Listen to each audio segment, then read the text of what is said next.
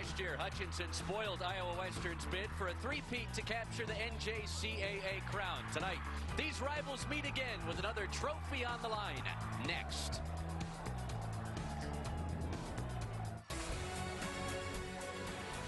Welcome to the Credit Union 1 2025 NJCAA Division I Football National Championship, presented by Zurich American Insurance Company. It's the top seed, unbeaten Blue Dragons from Hutchinson, taking on the 2-seed Iowa Western in a rematch of last season's title game. Neither the Reavers or Blue Dragons had much trouble in the semifinal round, and so they meet once again here in Canyon, Texas at Bain-Schaeffer Buffalo Stadium. Glad you're with us tonight. It's time to crown a champion in junior college football with the Penn State Nittany Lion. Reginald Walker, I'm Chris Sylvester. Zach McKinstry joins us shortly. No surprise to see these two pitted up against each other, playing for a trophy tonight. Third time it's happened in the last 4 years. Third time in 4 years in this game, and fourth time in about 16 months playing each other, period. The three previous meetings separated by a total of 9 points. Chris, I think we're in for a treat again tonight. This game is loaded with next-level talent, and you look at the playmakers on the outside, you have to start with the K-State signee, Derek Sally Jr. of Hutchinson. All the tools. One thing that I'm happy about is I don't play anymore, and I don't have to cover that guy. 6'4", about 220 pounds, can run every single route. Big, physical, difficult to deal with. On the other side for Iowa Western, Javen Moore, and he's a guy that, look, you see the 2 rushing touchdowns in the semifinals. They want to get him back involved in this passing game.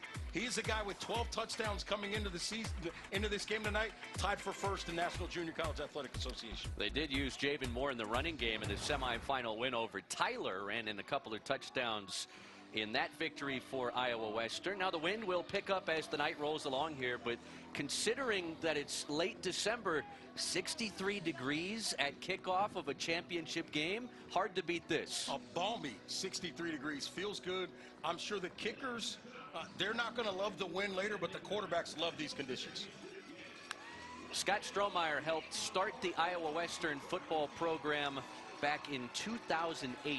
They have quickly become a national powerhouse. They have won 3 national titles, and looking for their 4th here tonight, their 5th appearance in a row in this national title game. Of course, Hutchinson held them back from 3-peating last season, hoping to make it a quick blip on the radar a season ago for Iowa Western. And for Hutchinson, Drew Dallas has taken this program to heights it had never previously been. Took the job in 2020, won the inaugural NJCAA championship with the 4-team playoff format in the spring of 21, and now trying to repeat as national champions here in Canyon, Texas tonight. We're in the panhandle of the Lone Star State, and it is great to have you with us on ESPNU as we crown a junior college national champion tonight. Now, this is not the first meeting this season between Iowa Western and Hutchinson. The Blue Dragons, a 3-point win over the Reavers way back in week 2.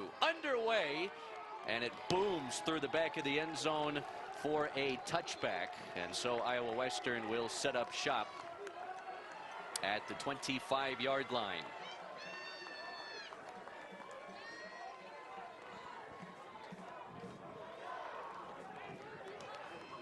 All right, let's meet tonight's starting quarterback for Iowa Western, presented by Zurich American Insurance Company. It's Malachi Marshall, sophomore from Charlotte, a bounce back from FCS Stony Brook. Yeah, Malachi Marshall can make every single throw you need him to make. Not the biggest guy, but his ability to move his feet and get out of trouble, very, very important in this game. Empty backfield, first play from scrimmage. Marshall zips it over the middle, and it's off the hands of Javen Moore. Boy, we had an idea that he'd get more targets in this game, and they go to him on the first play from scrimmage. They have to get him involved in this passing game. They need to be able to stretch this defense out, get them confused, and make them really have to figure out what's going on in terms of this offense. Iowa Western, they average more than 41 points per game. Their offense more than 400 yards per game. And it's Trey Brown trying to find some room out to the perimeter. Gets 4 yards to set up 3rd down as we look at tonight's impact players. Daniel Sweeney has to get something going in this running game. Take some of the pressure, as we talked about, off of Malachi Marshall. And on the other side of things, KJ Henson, we know about the pass rush coming from the outsides. If he dominates inside and is able to slow this run game down pretty much by himself, all of a sudden those pass rushers have a chance to get home on the outside. A 3rd down early for Iowa Western. The 7 of 20 on 3rd down in the semis. Set up the screen, and it's off the hands of Daniel Swinney, the tailback. The impact player targeted on 3rd down, and Hutchinson's defense, fresh off the shutout win in the semis, they force Iowa Western to go 3 and out to start the game. Yeah, this is a great call. They tried to give you the screen look to the outside with the trips and come back to the back on the backside on the left, but they ran that right into a corner blitz. The boundary corner, Damon Allen, was coming off the edge. He blew that play up. Great play call by this defensive staff from Hutchinson. Jake Krotzel, a true freshman from Kearney in Nebraska, averages 42 yards per punt.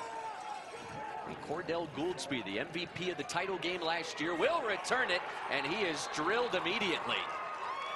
So Gouldsby, who had a big punt return for a touchdown in the national championship, to all but ice it for Hutchinson this time last year, doesn't get anything on the inaugural punt return tonight. Zach McKinstry, the 3rd member of our crew. We say hello to the Cowboy that is Zach McKinstry. Hey, Chris, a lot warmer down here this year. I want to start by addressing the biggest story in this ball game. Coach Strohmeyer, you can notice on all the Reavers helmets, a purple EM on the back of the helmets. It stands for Emily Strohmeyer, who passed away in May. Coach Strohmeyer's daughter, who's just days away from a kidney transplant. She means so much to this community and to Council Bluffs and this team, playing for a lot more than themselves tonight. Oh, what a feel-good story Iowa Western has been. Their whole motto this year has been playing for the late Emily Strohmeyer, who tragically passed on back in the spring. Christian Johnson is the starting quarterback. He's presented by Zurich American Insurance Company. Only had to throw 1 pass in relief of Samari Collier, the starter in last year's title game, but it was a big touchdown to put Hutchinson in front for good. I think that was the confidence that he needed to bolster him into this season. And throughout this season, he's been nothing but efficient and effective for this offense. Rashad Hurt, the freshman from Lawton, Oklahoma, 6'1", 217, only had 2 carries in the semifinal and gets 4 yards on his first touch tonight. And, well, Hutchinson, they find themselves in a familiar spot that we just saw Iowa Western in with 3rd and 6 a couple plays in. Yeah, 3rd and 6. I would certainly expect they're going to look to make a play over the middle of the field. The thing to keep an eye on here, if there's nothing there early, Christian Johnson's feet can be a factor. He is the leading rusher on this team. On 3rd down, set up the screen. It's Cordell Gouldsby shaking free on the outside, and he spins his way for a 1st down. So the MVP from last season's title game with his first catch in well over a month, and moves the sticks for Hutch. This throw, I think, is better than people realize. There's a defender right there off the edge, number 40, Blake Hawkins. Can't get his hand on the football. Nice job by Johnson getting it to Gouldsby, and he does the rest of the work. Gouldsby, a Western Michigan commit, headed to play for the MAC champions. A designed run, and Johnson is pushed backwards, and they blow it dead 3 yards behind the line of scrimmage. Davion McLilly-Bulow with his 12th tackle for loss this season. Look at the impact players on the other side of things. Yeah, a little bit of running back committee. Cade Smith, we already saw Rashad Hurt, but Cade Smith and that running back group have to get something going in the running game, take the pressure off of Christian Johnson, and then Raquan Atkins, the corner. He's the guy that got beat for the game-winning touchdown by Derek Salley Jr. earlier in the regular season. He's got to put that behind him, not try to be a superhero in this game, and just play solid. Iowa Western brings 4 on 2nd down. Long throw, and off the hands of Bobby Shaw III, who redshirted at San Diego State last season. Raquan Atkins, the aforementioned bounce back from Cincinnati, had the coverage. It's 3rd and long. Yeah, just a one-on-one situation. They try to throw the deep comeback route. A little bit hot for the receiver there.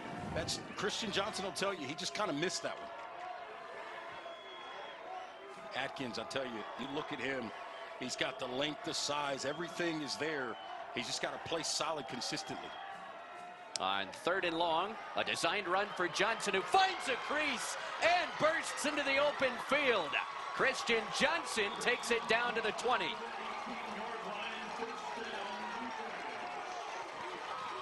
As good as that run was, Chris, it goes back to the wide receiver position. L.T. Robinson, you'll see him. He's in the slot. Watch him coming up on the left side of your screen right there. He's making a block that springs this for another 10 to 15 yards, in addition to Gouldsby getting a block earlier. So the receivers making big blocks to help the running game get big plays.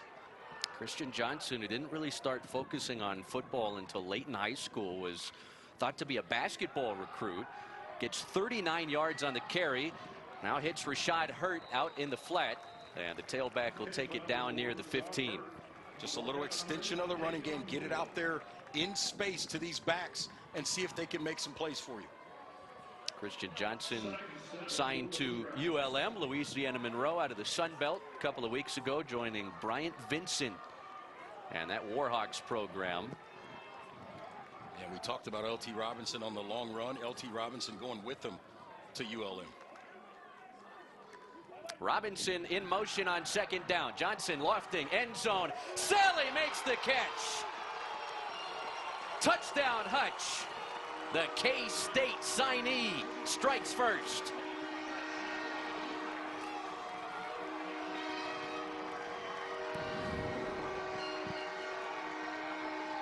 He's just too big and too physical.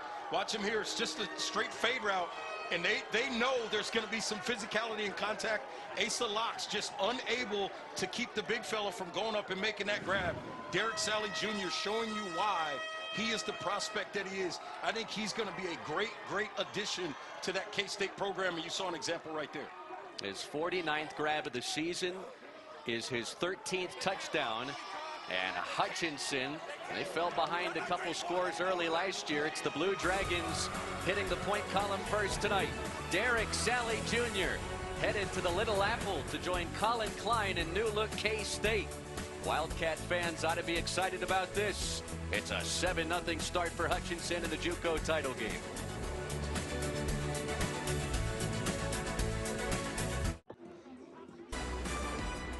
Well, it's not just about the college football playoff. The FCS semifinals are Saturday. The first one, the Brawl of the Wild. They're calling it the Super Brawl, the Grizz-Cat rivalry game at noon Eastern. Montana takes on Montana State.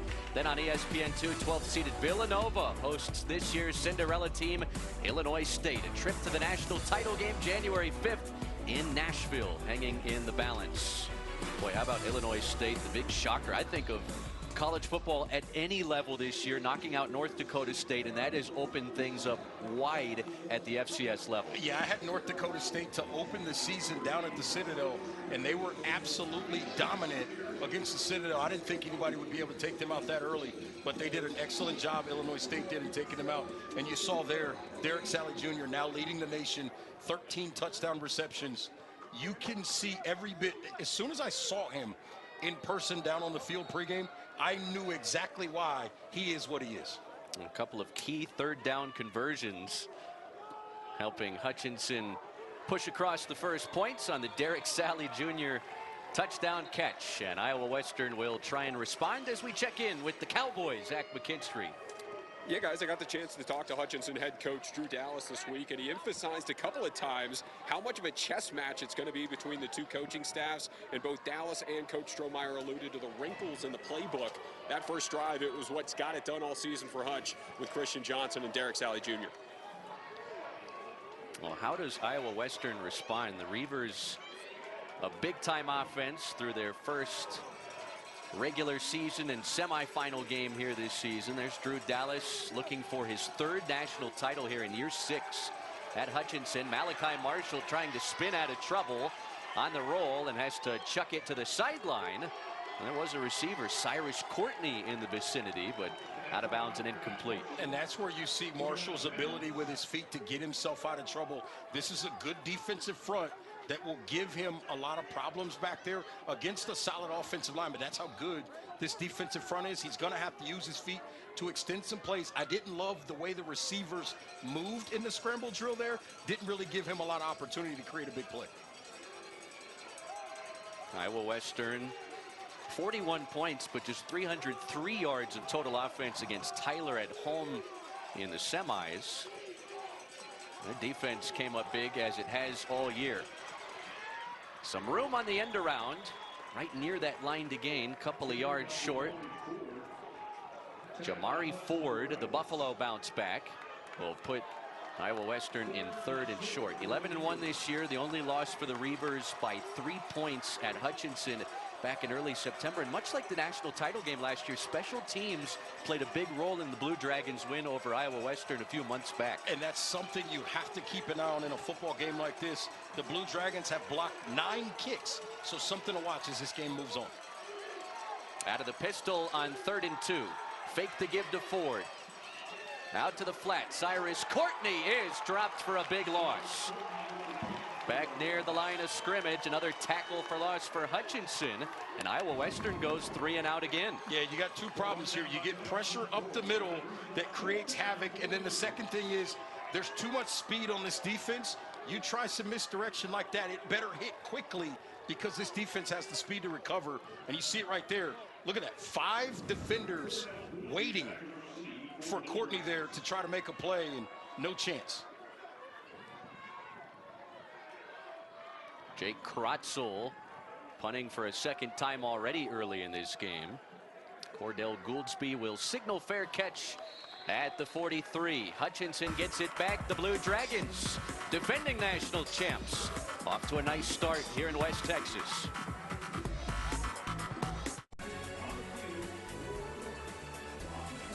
Well, the Hutchinson Blue Dragons are a blue blood at the junior college football level. They've won 15 straight games dating back to last season. It's the longest winning streak in program history, and trying to repeat as national champions after doing it here in West Texas last year. Had to come on back and beat Iowa Western. But out in front to start this game, thanks to a Derek Sally Jr. touchdown catch on the opening possession. Yeah, I don't mean this to come off crazy, but like it's hard to call this an offensive team when the defense allows less than 10 points a game. Hard to call this a defensive team when the offense scores 42 points a game. So just purely dominant in all 3 phases, because we talked about the special teams. 9 block kicks. And some good starting field position for Hutch. Just 57 yards shy of the goal line. It's Hurt into a crowd. And gets a push from the big uglies up front, and that winds up a 4-yard touch. It's just a nice physical run that time by Rashad Hurt. All 210 pounds of him from Lawton, Oklahoma. If you know anything about high school football, Lawton, Oklahoma, Tulsa, there's really good football in that part of the country. Hurt, the freshman, with offers from Western Michigan and Prairie View A&M, the SWAC champions, under Tremaine Jackson, their first-year head coach, earlier this season. Johnson to throw on 2nd down. Quick toss, 1st down. Cordell Gouldsby, 2nd grab, and he takes it down to the Reaver 40. Dax Knowles wrapped them up. That's the other thing about all of these receivers for the Blue Dragons. It's not just catch the football and go down. They're going to make at least one guy miss every time they make a catch, and then look to get vertical quickly. It's a well-coached group. Sophomore from Tulsa. Didn't have any catches in last season's championship game, but as we mentioned, the MVP because of what he did on special teams. 149 kick return yards and a big 73-yard punt return for a touchdown that really swung the momentum in favor of Hutchinson for good. It's Hurt trying that right side again and gets a few more. Hutchinson, the running game has been a little bit of a revolving door this year. We've seen a lot of Rashad Hurt, although he only had 2 carries in the semifinal win against Northwest Mississippi. Cade Smith had the red shirt pulled off of him late in the season. He's a Hutchinson, Kansas native. We have yet to see him out of the backfield. And you getting back to Hurt, almost 7 yards a carry in the first meeting between these 2 teams this season. And some movement up front. And I think they're going to get actually Hurt for the false start in the backfield.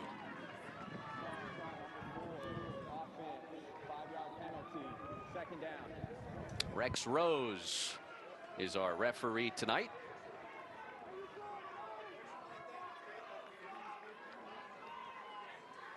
puts Hutchinson in 2nd and long. First penalty of the game on either side.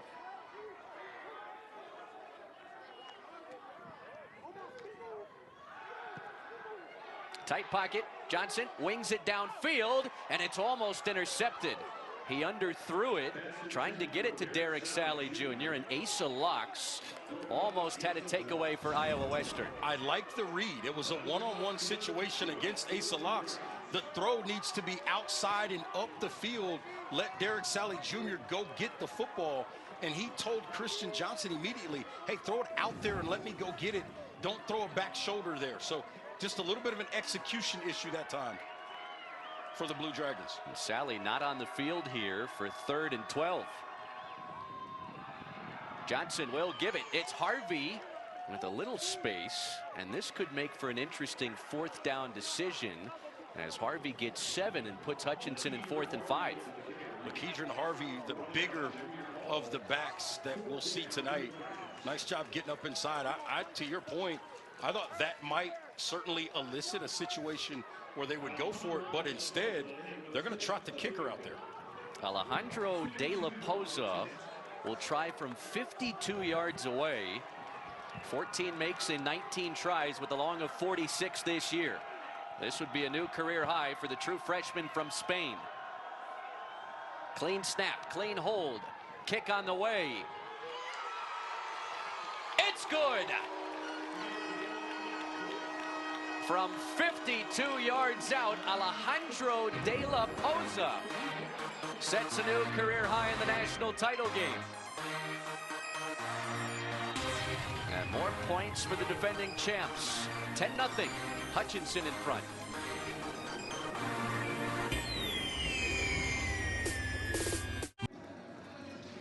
Under the Wednesday night lights, championship football. Bain-Schaeffer Buffalo Stadium in Canyon, Texas. Hutchinson just made a little history. This 52-yard field goal from Alejandro De La Poza, a new school record, the longest in Blue Dragons history. Yeah, he would have been good from probably close to 60 on that one. It looked really good, came off his foot well, had the good lift and loft. Usually when you're kicking from that far, you have to push it more, and you kind of have to line drive it to get the distance. He was able to lift that one. Probably a little bit of wind helping him there, but I think that one would have been good from 60. Let's touch base with Zach McKinstry down on the field. What's going on, partner? Yeah, you're spot on, Reggie. This West Texas wind helped him out a little bit.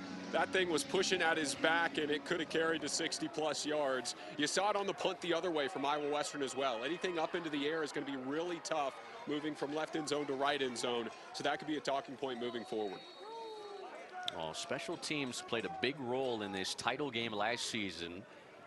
And that's a big 52-yard kick through the pipes to put Hutch up a couple scores early. And with the wind blowing that direction, you also get a little extra juice on those kickoffs. Yeah, that's exactly the point I was thinking about. In that scenario, we haven't seen a kickoff return from the Reavers yet. Now, it'll be very interesting to see when we flip to the second quarter what that looks like, how much more aggressive they might even be, the Reavers, that is, in pushing the ball down the field vertically in the passing game, because the wind will be at their back, not in their face. Iowa Western, a pair of 3-and-outs on this side of the football to open things up tonight. Now they trail by 2 scores. It's Swinney's first carry, and into the teeth of the Blue Dragon defense, only has a pair. Brady Whitman, the middle linebacker, a returner from last year's championship squad, got in there with others on Hutchinson's defense. The top scoring defense in junior college football. They give up less than 10 points per game. Yeah, and forget running the football against them. They're #1 in the nation, just 54 yards a game running the football. So good luck against this group trying to get something going on the ground. It's Swinney again, bouncing to the outside, has room up the sideline. Daniel Swinney past midfield, and the first down for Iowa Western on an explosive run from Daniel Swinney. I stand corrected. Tough to get it going in the running game. Okay, just bounce it outside. If you're Swinney, get around the edge. This is a really nice job by number 73, Alex Pahalik, getting outside, getting a block to spring Swinney down the sideline. Nice execution. Great job by the center on the pull. A 31-yard run for the redshirt sophomore tailback. Marshall in trouble and sacked. They tripped him up 2 yards behind the line of scrimmage, and Jalen Allen, the big 6'7" D end, got around the edge to bring him down. It started with Darius Wiley, number 21. He was part of collapsing that pocket. He's off the left side of your screen. He starts to create a problem. You get the pressure up the middle from KJ Hinson as well. They force him to step up into the pocket where there's so much more traffic, and they're able to get him down. Jeffrey Manns brought some pressure too and hurried Malachi Marshall. Matt Walderstead, longtime FBS defensive coordinator, in his second year overseeing this Hutchinson defense, and they have put Iowa Western in 3rd and long again. They continue to get penetration against this running game.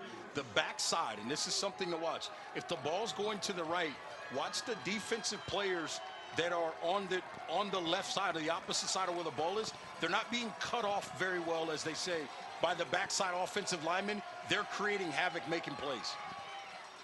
Tipped in the air and intercepted. Tegan Haynes, the Western Michigan commit, has the 38th takeaway this season for the Blue Dragon defense. It's discipline and understanding what you're supposed to do. Once again, this defensive front does its job. Watch them. They start to collapse the pocket. They force Marshall to throw essentially a fadeaway jump shot. He's just kind of throwing this off his back foot, throws it into the hands and head of defensive front guys. Ball gets tipped up in the air, and I'll tell you right now, linebackers and DBs, because I was a DB, our favorite phrase is tips and overthrows. That was a tip right there, and they get a pick. First interception of the season for Tegan Haynes, who transferred in from Garden City. And the 3rd possession now for Christian Johnson and this Hutchinson offense. On the move, he has to float it away as he was pressured from the backside. It's a great job by Christian Johnson just getting rid of the football. The heat was put on him that time by Jeremy Lewis. He and his 12.5 tackles for loss and 6.5 sacks on the season. Jeremy Lewis headed to Iowa State, joining Jimmy Rogers and that new Cyclone staff. Matt Campbell, of course, took the job at your alma mater, Penn State. Absolutely. And the hire at Penn State of Matt Campbell, really nice hire. Took a long time to get it done. I can say that because I went there. Took a long time to get it done, but they got it done. Lakedron Harvey, the feature back. Johnson will wing it again and zips it into a tight window, and he finds Derek Sally Jr. for 10 yards and a first down. Hutchinson. This is a really good job by Derek Sally Jr. recognizing the situation. The South Carolina native, Green Pond, Ashley Ridge High School down near the Charleston area, does an excellent job working up the field. And then as the ball's coming to him, he continues to work back towards the football. He goes to meet the football. He doesn't wait for it to come to him. Watch him here. He's still working his way back to the ball, and he's able to go down and make that catch.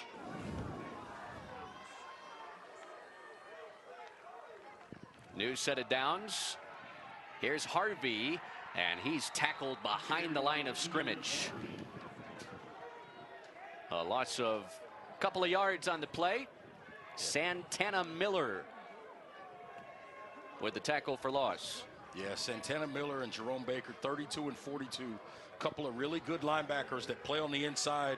Their nickel guy is Delili Bulo, number 8. But those 3 guys, they get sideline to sideline. They make a lot of plays, but they play downhill, which is what I really like about this group. This dark side defense of Iowa Western. Mike Blackburn helped Scott Strohmeyer start the program, and a pass breakup over the middle. Raekwon Adkins, who was at Cincinnati out of high school, sophomore from South Beach, puts Hutchinson in 3rd and long. Yeah, Miami Northwestern High School. If you haven't heard of that school, there's a bunch of names that came through there. You talk about so much talent in that South Florida area. Miami Northwestern High School, nothing but a history of it. Look at this formation, very wide splits by the wide receivers, making you defend every blade of grass. They'll put it in the belly of Harvey, who surges right side, but he's knocked down and dropped at the 47.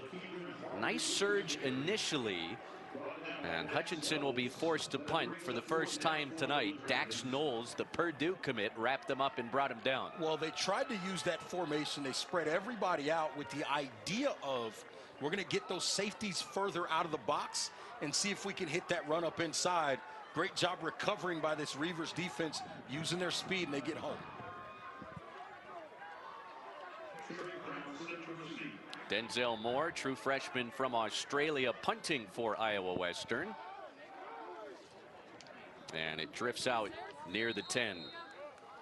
No chance for Trey Brown on the return. Iowa Western and Hutchinson, a couple of junior college football factories. They just flat out get guys to the next level. These are only some of the next level commits for the Reavers.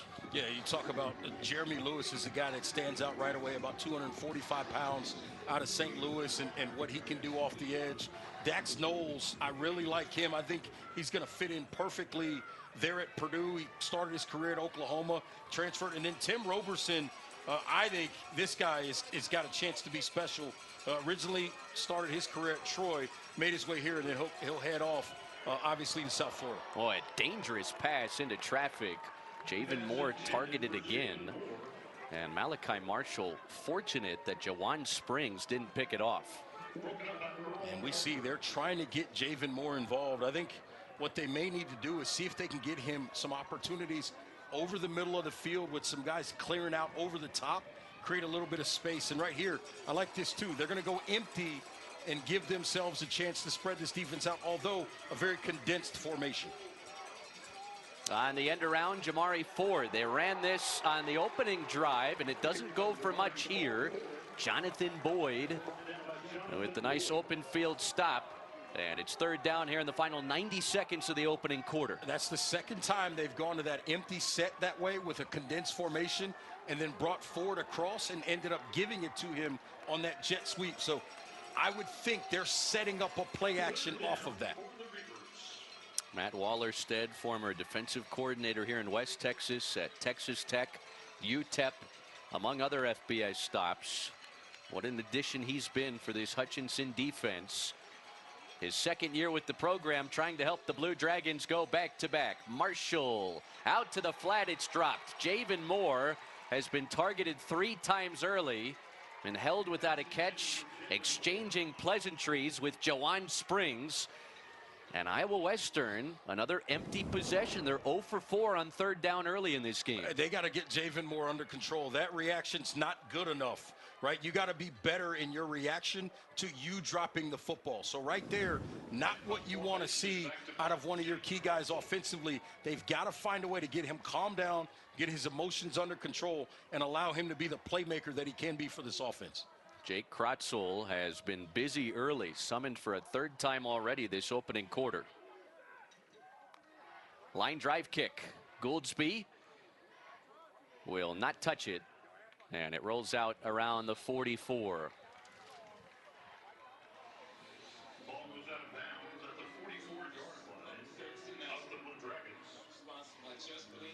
All right, the NCAA women's volleyball semifinals are tomorrow night on ESPN and the ESPN app. Both have the 3 seed squaring off against the 1 seed. Texas A&M takes on Pitt at 6:30 Eastern. And then it's Wisconsin and Kentucky.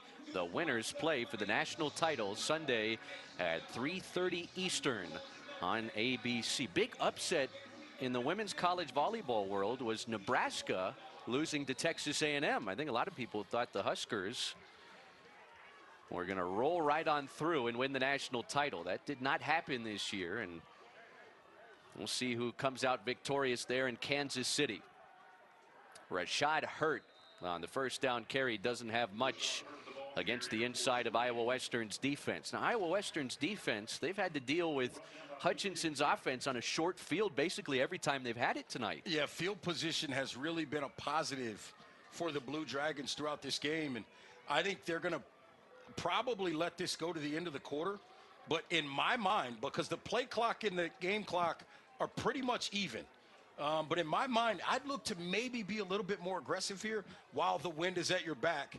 But it looks like they're going to let the quarter go ahead and end. The defending champions, Hutchinson, 10-0 after one quarter at the NJCAA Division I Football National Championship. Derek Sally Jr., the K-State signee, with the touchdown to lift the lid off the scoring.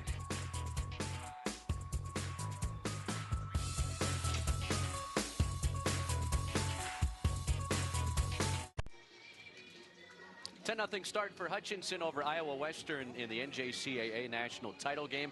Zach McKinstry with Iowa Western head coach Scott Strohmeyer.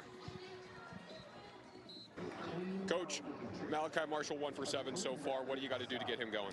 Well, I think we came out, we were a little bit too enthusiastic, I think, coming. Our emotions got to us. We made a couple uncharacteristic assignment errors on the first two possessions, and we got to settle down and get into it. We're okay. Been in this position before. Big second quarter on the way. Thanks, Coach.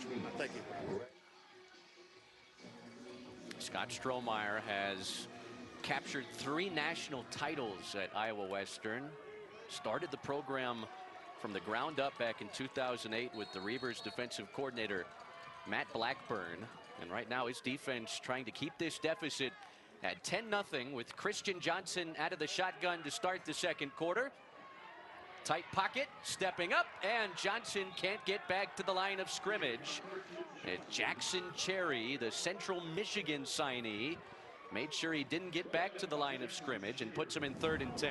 That's a great job by Jackson Cherry. He's working against 2 guys on the inside, on the right-hand side of your screen. He fights through and he's able to step up and make that throw, or make that play, I should say, as we come back to live action. Christian Johnson incomplete to the outside. And it went tempo there, and the pass incomplete from Christian Johnson, bringing up 4th down, and Hutchinson will punt for a second time tonight. Getting back to Jackson Cherry, he's an interesting one to watch. At 6'1", only about 260, 265.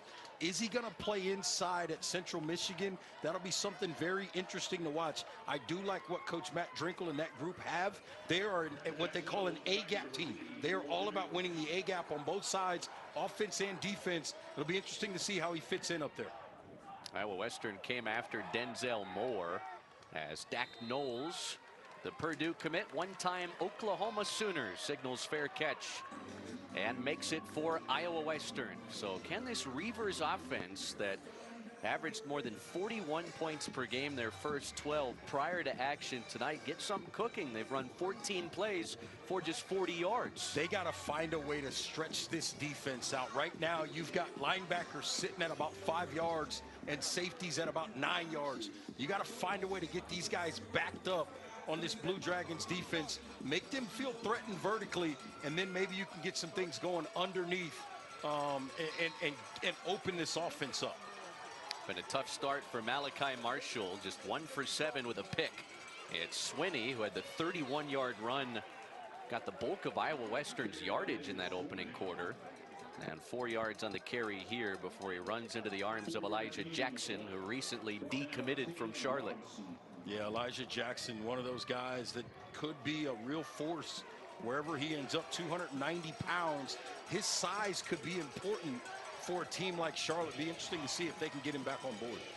Empty backfield, 5 wide. Hutch brings 4. Marshall up the sideline, and the catch made by Jimmy Trilla. Well, it took a big pop at the end, but Jimmy Trilla, who claims to be the best route runner in JUCO, hard to argue with it there. I tell you what, he just ran a nice, what they call rail route, or just getting up the sideline. But I think that throw by Malachi Marshall might be even better. He threw that over the top of a linebacker buzzing out, over the top of a corner, and then underneath a safety. That was a big time throw. That's the reason why he's got so much opportunity after he leaves the Reavers. 22 yards on that last play. Now it's Swinney trying to lower the shoulder, but can't get away from that Blue Dragon blue wall. Brady Whitman, sophomore middle linebacker, got there first. Yeah, and again, see right there, that's a really nice job keeping everything from getting to the outside. MJ Graham did a great job. Number 5, he came over the top and beat Swinney to the edge, set that edge, and forced him back inside. On second down, Marshall dumps it off. Swinney got away from the initial contact and winds up with 5 yards on the short catch and run to put Iowa Western in 3rd down and medium. That's a nice play by Marshall at the quarterback position, navigating some of the wash around his feet and then getting outside, recognizing his back should be his outlet, just drops it off. And the Blue Dragons, I think, are going to call a timeout here. 3rd down and 5 on the other side for Iowa Western in plus territory in search of their first points tonight.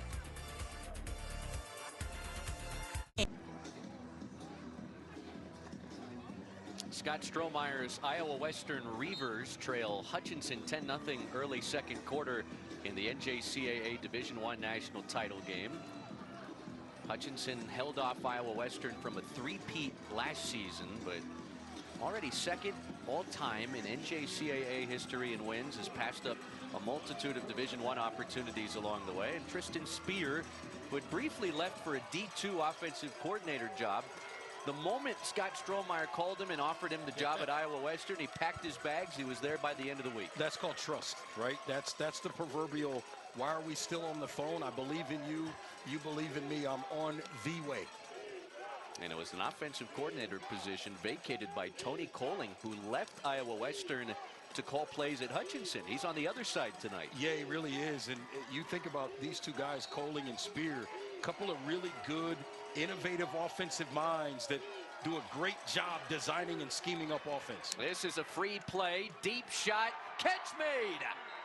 Cyrus Courtney, been targeted a couple times tonight, hauls in that one and takes it to the red zone. The first trip inside the 20 for the Reavers. Great recognition by Marshall. He knew right away that he had a free play with the offsides off to his right-hand side. He just stays with that side of the field and hits Courtney. That's called a hole shot. Over the top of the corner, underneath the safety. You just hit the hole shot right there. You see the safety number 5, MJ Graham, late coming over the top. One-on-one against Rayshawn Reynolds up the sideline. Great job by Marshall putting it in there. It's Swinney right side and surging near that line to gain. They'll spot him out inside the 10. Rayshawn Reynolds Jr., West Virginia signee. And it's 1st and goal for Iowa Western, trying to overcome the slow start. Yeah, and obviously a big play there, but that's the type of play they needed to stretch this defense a little bit. They hadn't given this defense any reason to be concerned about getting beat deep. Now they have to think about it after that great throw by Marshall. Iowa Western threatening for the first time tonight, and that's batted down by DJ Jester, trying to get it to Trey Brown on the outside, and the former Akron Zip got a hand on it. Yeah, and he's going to be a part of that group that migrates from Hutchinson right to Monroe, ULM on the way. They're going to get him as well. Really nice player that can fit into that secondary rotation and make some plays for that defense down there. This is Iowa Western's 50th red zone trip of the season. Scored in 45 of the first 49. Marshall floats it, middle, touchdown. DeAndre Horn, the tight end. And the Reavers get on the board early in the 2nd.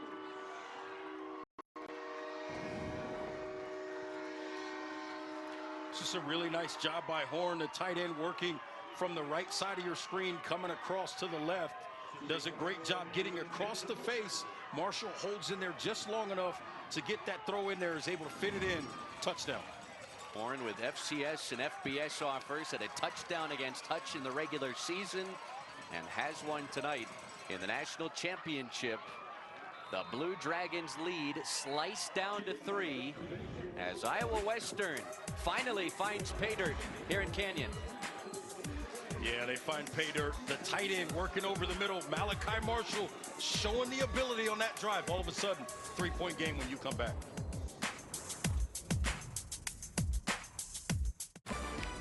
You won't want to miss this week's college football playoff first-round matchups. Oklahoma hosts Alabama Friday night in Norman at 8 Eastern. Then Saturday, it's a triple header starting with Texas A&M and Miami in College Station at noon Eastern. Both of those games on ABC, ESPN, and the ESPN app. Then TNT has Tulane Ole Miss in Oxford and James Madison, Oregon, capping the night in Eugene. Do you expect any surprises from our first 4 CFP games? I think we could see a surprise with Miami A&M. Early kick, I think, helps Miami on the road in that one. All right, let's break down that last tutty. Yeah, the key here is the tight end, Horn. You see him there. He's basically the slot guy around the 8-yard line, second from the bottom of the screen, White. What he does that I think is so key there, he widens out in his route to create the safety number 5, Graham. He widens him out, and then he gets across his face, and then the throw is able to get there. That's a well-executed route there. More than anything, the throw is one thing, but executing the route, working to the outside to widen that safety, and then getting across his face is the key to that touchdown. 5th touchdown grab for DeAndre Horn, and it's a 3-point game. This kick will not quite make it to the end zone, and it's the dangerous Cordell Gouldsby on the return, but Iowa Western does a nice job on special teams to knock him down shy of the 25. There is a marker down on Iowa Western sideline.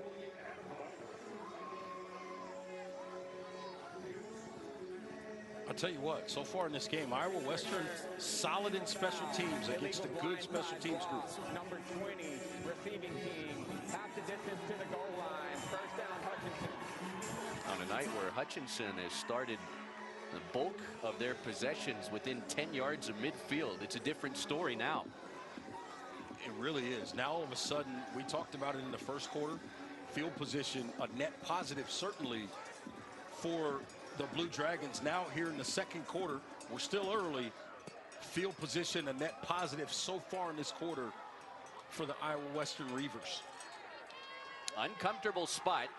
Hutchinson starts this possession at the 7. It's a designed run for Christian Johnson, and doesn't have much.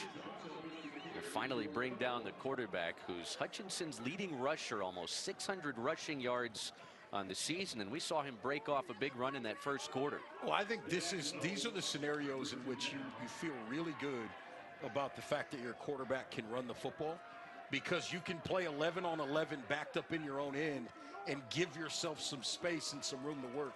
So I like the fact that Johnson is such a threat with his legs in this scenario. Hurt and Harvey joined him in the backfield.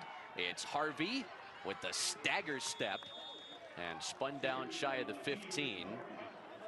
Blake Hawkins from Gretna, Nebraska, top 5 in the NJCAA in sacks, made the stop for Iowa Western, and here's another chance for the Reavers defense to get off the field. Yeah, going to be very important if they can get off the field here. They would likely have really good field position because the punt would be into the wind as well.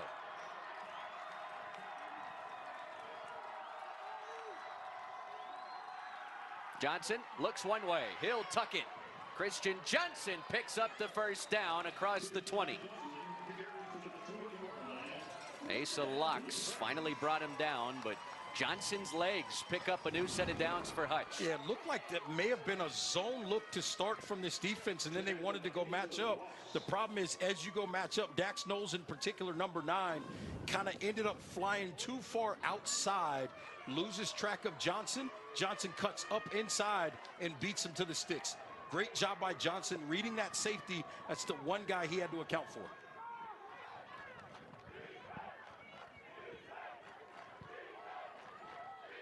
New set of downs for Hutchinson.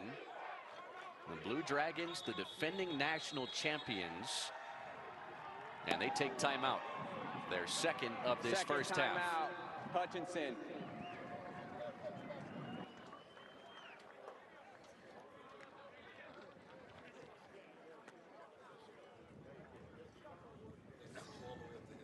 So Hutchinson taking its penultimate first half timeout with 9:46 on the second quarter clock. third time in 4 seasons that Iowa Western and Hutchinson are meeting in this NJCAA Division I championship game. Hutchinson erased an early 2-touchdown deficit to come on back and hold off the Reavers 28-23 last season, and they prevented Iowa Western from a three-peat. Although if you get 3 and 4 years, if the Reavers get it done tonight, still very much a dynasty at this level. I was just getting ready to say the dynasty word comes into play. You get 3 out of 4, you're kind of building something there. So listen, at the end of the day, you know, everybody wants opportunities to play for national championships, and you know, the key to it is finding a way to get over the hump in these games. Christian Johnson, 48 passing yards, 45 rushing yards. So he is big time in terms of a factor in this game offensively. As you see the flags flying, they're essentially, the way we look at this field, they're going right to left. The wind is, I should say, which is right into the face of this offense. I wonder if that changes Tony Colling's play calling. Saw a lot of downfield shots in the first quarter. Johnson can't get back to the line of scrimmage. Blake Hawkins wraps him up and drops him. He's got over 20 Division I offers. Blake Hawkins wrapped him up, but this play was made by Jeremy Lewis, number 0, coming off the left side. He comes flying down inside, makes the play, blows it up just a little bit, and then Blake Hawkins is there to finish the play off. That's nice execution. That's how you play team football at the defensive line. Hawkins now 22 tackles for loss on the season. Johnson in trouble, and down he goes back near the 5. Jameer Hall. Jameer Hall got the sack, but again, Jeremy Lewis, the catalyst once again. Jeremy Lewis coming off the right side of your screen right there. He's created all the problem. And then Johnson tries to spin out of there, realizes Lewis is on the other side of him, and he can't get out to his right. He wants to escape to his right, realizes I can't go there, and at that particular point in time, here comes Jameer Hall to clean up the mess. And that first down line may as well be in Lubbock. And that's Hall's 9th sack of the season.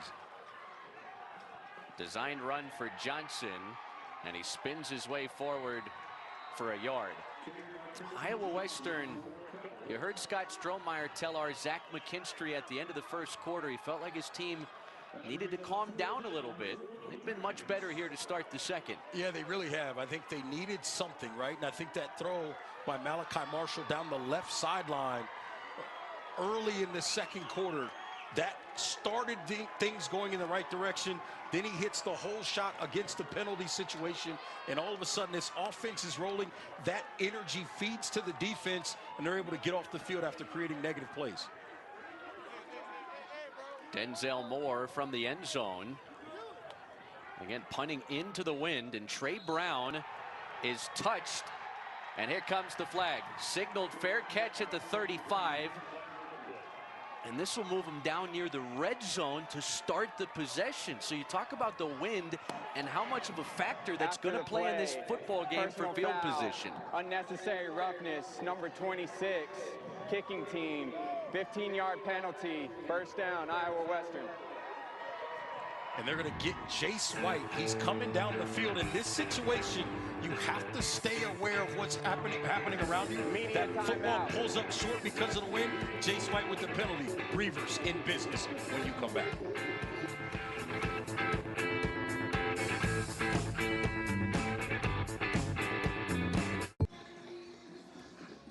The two blue bloods of junior college football the last half-decade meeting in this national title game for a 3rd time in the last 4 seasons. And oh, how the momentum has swung in this game, Reg.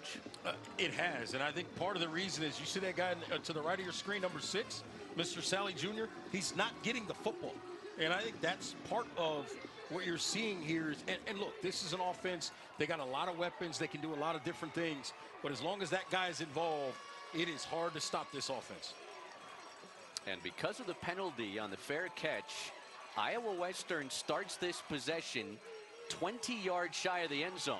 Marshall takes a shot, middle of the field. He's got Trey Brown for the Reaver touchdown.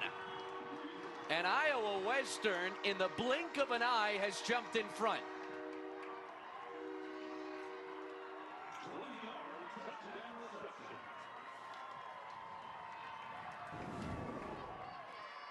And they just work Trey Brown. He's on the left side of your screen. He's out of the slot. He just works up the seam. He's in a one-on-one situation with the linebacker, number 9, Tegan Haynes, and he just uses the speed, beats him up the seam, and that's a walk-in touchdown. Trey Brown, a bounce back from Northern Arizona and Arizona Christian, with an offer from Division II Kentucky State. A 20-yard touchdown catch, one play after the punt return miscue from Hutchinson. Iowa Western cashes in, and it's 14 unanswered from the Reavers to take their first lead all night. Not only 14 unanswered, listen to this. Malachi Marshall started this game 1 for 7. Coach Strohmeyer talked about, we just got to get ourselves going, get into a rhythm. He's 5 out of his last 6, including 2 touchdowns. All of a sudden, this offense has woken up, and the plays are being made. The roles were reversed last year. It was Iowa Western who jumped out to a 2-possession lead early. Hutchinson came back, leveled things out closer to halftime, would take control in the second half. Hutchinson looked really sharp the opening 10 minutes or so of this game, both sides of the football. But Iowa Western, 14 unanswered points after racking together just 6 total yards the first 3 times they had it. And Scott Strohmeyer knew his team was capable of some better football. Well, and Malachi Marshall is a guy that comes from a place of winning. South Point High School, just outside of Charlotte in Rock Hill, South Carolina. They don't do anything there but win. Matter of fact, that area, Rock Hill itself, they call it Football City, USA, because of what they do at the high school level. All kinds of talent, guys all over the country making all kinds of plays. And that's an example right there, the intestinal fortitude, the competitive nature. Malachi Marshall, he's going to bounce back in tough spots. Malachi Marshall with a couple of touchdown tosses in this second quarter, and Iowa Western in front here, 14-10. 7:31 shy of the half here in Canyon, Texas, just south of Amarillo. And now how does Hutchinson's offense respond? They start at the 25. Off the play fake, Christian Johnson steps up, fires it up the seam, and here comes flags. Derek Sally Jr. got tangled up with Asa Locks in the secondary. Yeah, Dax Knowles tried to kind of play a little bit of inside. They tried to bracket him. It was a post route that they were trying to work him on. Dax Knowles tries to bracket him from across at that safety position.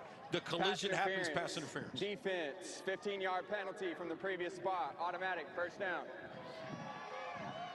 You had a feeling Sally was going to get back involved pretty quickly. Right away, they go to the big fella. He's to the right of your screen. You'll see him come up to the top right of your screen, right there.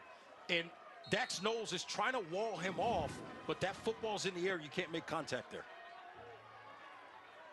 Penalty moves the football north 15 yards for Hutch, 10 yards shy of midfield. Rashad Hurt trying to string it to the outside and has nothing. It goes backwards 4 yards as Iowa Western, the dark side defense of the Reavers, make another play in the backfield. You look at this series, the budding rivalry that has become. They played annually almost every year now since 2014, but you add this postseason wrinkle in.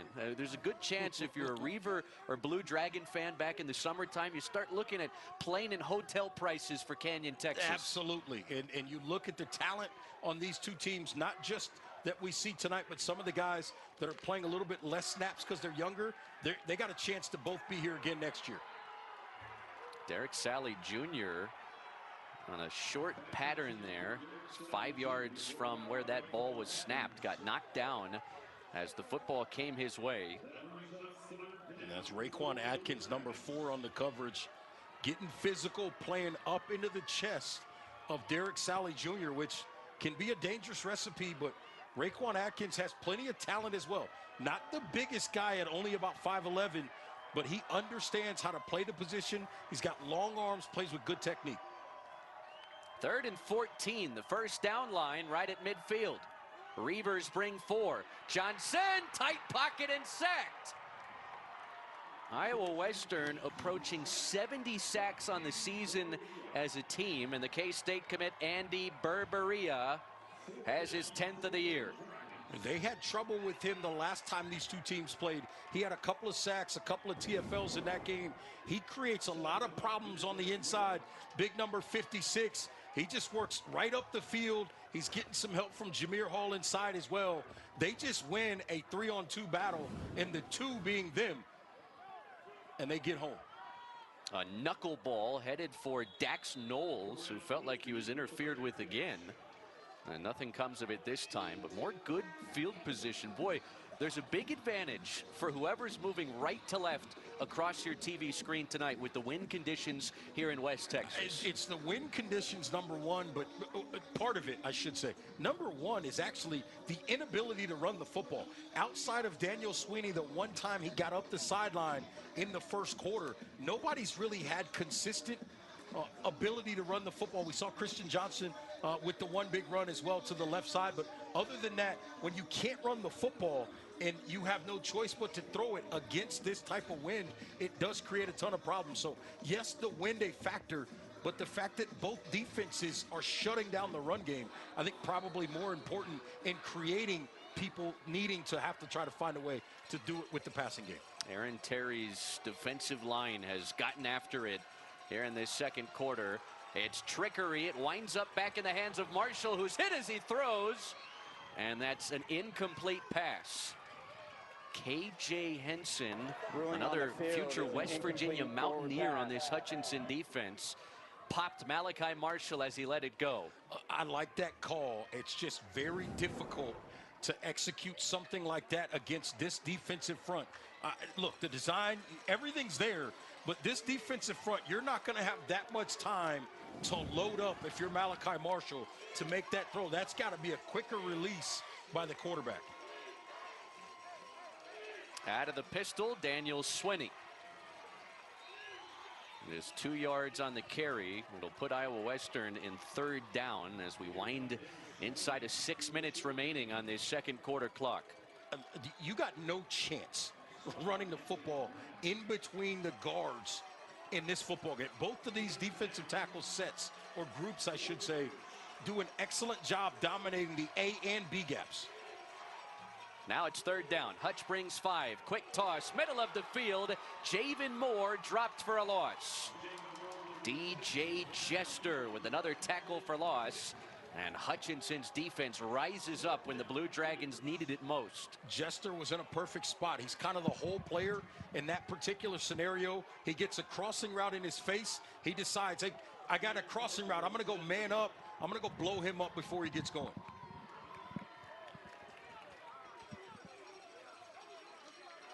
So a 3 and out. And here's Jake Krotzel. Cordell Gouldsby got knocked down as he signaled fair catch. And that'll tack on an extra 15 yards from where Gouldsby had tried to haul in that punt. Yeah, they're going to get Jerry Arteaga, number 84. You'll see Arteaga right here. He tries to pull up. And, oh, that's interesting. Kick catch interference on the kicking team. 15-yard penalty from the spot of the foul. 1st down, Hutchinson.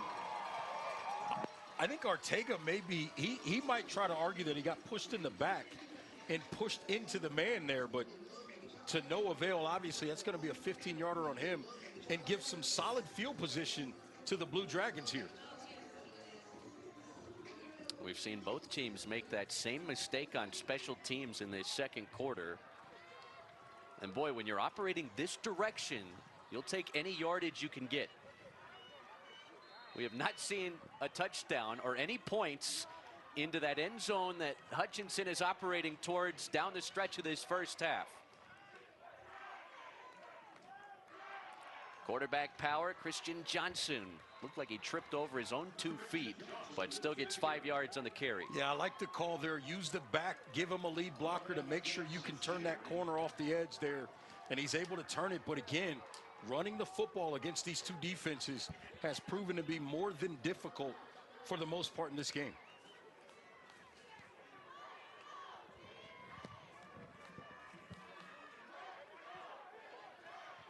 Christian Johnson, the backup last year, was forced to come in, had a huge touchdown that put Hutch in front for good in the second half.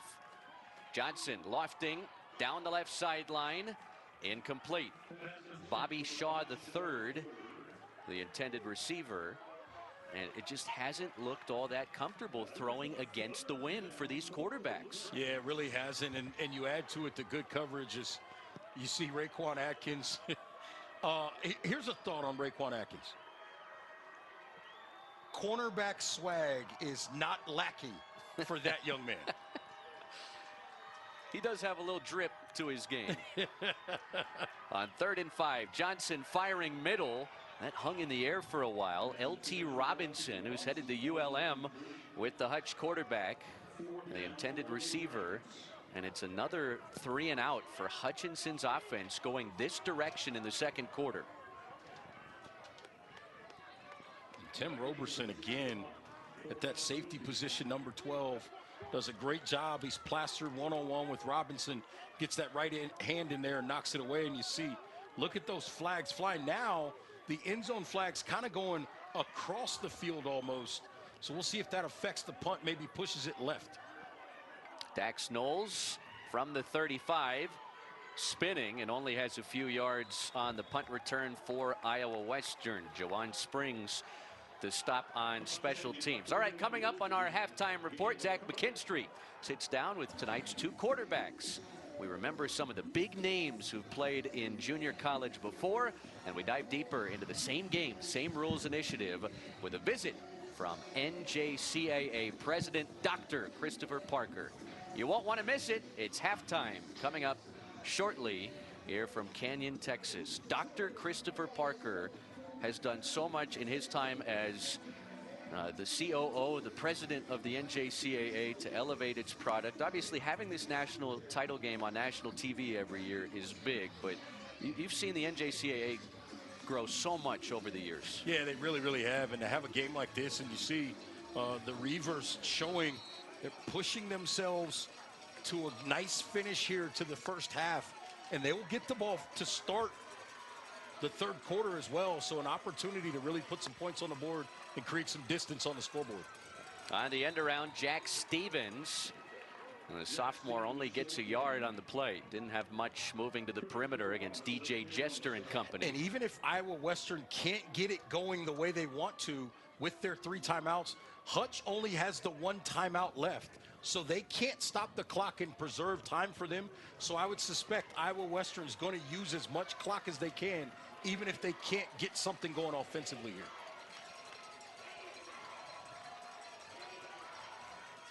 Couple touchdown tosses in this quarter for Malachi Marshall, the quarterback. Here's Swinney with a sidestep and a surge, and about half a yard shy of the line to gain to put Iowa Western in a much more comfortable 3rd down situation. Yeah, and part of that, right, if he's able to pick up the first down there, they know they're going to maintain possession past the 2-minute timeout.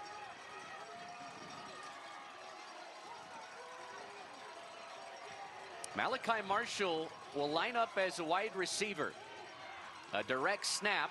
Roderick Hartsfield, the backup quarterback, a bounce back from Alcorn State, easily picks up first down yardage across midfield. Yeah, he's much more of a runner of the 2 guys. He battled for the job out of camp, tried to win the job. Not quite the passer that Marshall is. He doesn't allow them to do some of the things in the vertical passing game down the field, but excellent with his legs. So they bring him in those situations, and he's able to create a nice play and pick up the first down and take us likely down to the 2-minute timeout.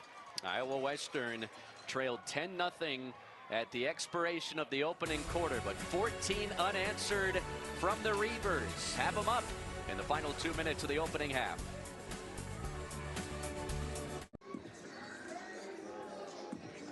Tight game in the final 2 minutes of the second quarter. The NJCAA Division I National Championship here in Canyon, Texas, and the panhandle of the Lone Star State. Second year the title game's been here. Over 500 members in the National Junior College Athletics Association. 57 national titles.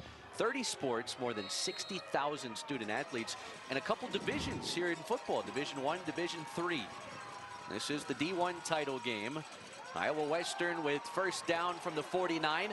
Marshall uncorks it deep. Javen Moore had separation, but it was overthrown and incomplete.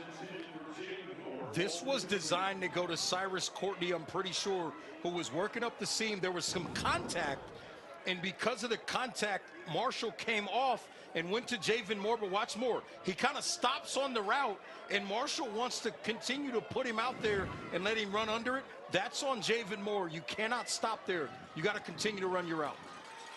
Moore ran in 2 touchdowns against Tyler in the semis. Visited Wyoming late last month, considering the Cowboys and other Group of 5 programs. Jamari Ford in motion. He'll get it. Racing to the outside. A corkscrew. Ford keeps his feet and steps out inside the 35. DJ Jester finally pushed him out to the paint. With Jamari Ford with a shifty run for a first down, Iowa Western, and some pushing and shoving well after the play. Yeah, another one of these guys out of Miami Northwestern High School. Look at that, the spin move, and then he gets to the edge. Great vision, points out a blocker, and then the physicality to finish the run against DJ Jester, another South Florida guy out of Homestead. A 16-yard scamper for Ford, who started his career in the FBS at Buffalo. You can almost bet those guys know each other from the circuit down there in South Florida. A little bit of chirping back and forth. A couple of playmakers out there in their second years in junior college football. Marshall lets it fly. It is almost caught by Javen Moore, who tried to adjust and make the catch. Rayshawn Reynolds, the future West Virginia Mountaineer, had the coverage for Hutch. Javen Moore will tell you that's a catch he's got to make, but a little bit of that's on the quarterback, Malachi Marshall. You got to throw that more toward the sideline and let Javen Moore run underneath that one. That's twice now they've had opportunities. Watch this throw. This throw should be toward the Iowa Western sideline. Instead, he drives him back to the middle of the field, and that's why that ball's incomplete. Got to make a little bit better of a throw, execute better there if you're Marshall, and you likely have a touchdown. Just one catch this first half for Moore. Design run, Marshall dropped. Ball came loose. And the officials have blown the play dead. Chris Robinson, a bounce back from Oklahoma State, scooped it up and thought he had a chance to house it. Well, I do like that Robinson took it all the way to the end zone. Let the officials, let the replay sort that out. But you take it all the way to the end zone because it was a clear recovery, and then you let the officials sort it out. You'll see it again. There is replay here, by the way, Absolutely, Reg. yeah. He looks like he's all the way down. I think his seat went down, if you will, long before that ball came out. Here's another look at it. I don't know. I tell you. But does he roll on top of the defender? And that's the question. I think if I'm Hutch, I'm doing everything I can to get them to take a look at this. And it looks like they will.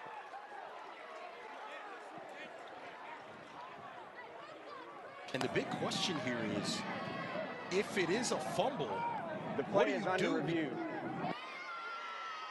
And they just announced that it's under review. What do you do as officials because you blew the play dead? Does it become a touchdown? I think this is going to be a very interesting replay situation. Well, there's a lot of layers, right? I mean, call on the field works in favor of Iowa Western. It's got to be definitive to overturn it. That's the disclaimer we always have to give you. But also, there's a clock factor here as well. Ooh. Boy, it's tough to tell if any body part was actually on the turf there or if it was rolling across the defender. And technically, that would be, how about this? That would be a forced fumble for Darius Wiley, because as Marshall came down, the ball came off of Wiley's shoulder pad and popped up into the air. To your point, is he down first? We'll see it again here.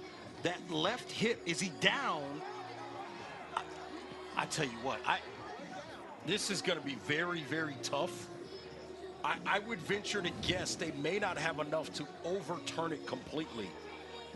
But the initial call is very, very important because you have to have indisputable video evidence to overturn this call. And I don't know. This is going to be a very difficult play to overturn here. You'd also have to sort out the mess that would be the second quarter clock at that point, because a lot of time ran off as Hutchinson was lobbying for this officiating crew to send it up to the replay booth. Well, so you have whether or not it's really a fumble. Then you have to adjudicate if it is a fumble, is it a touchdown? And if it is, what is the clock situation? See, right there, I don't know what they're going to do. This is going to be very the runner difficult. being down is upheld. It is third down.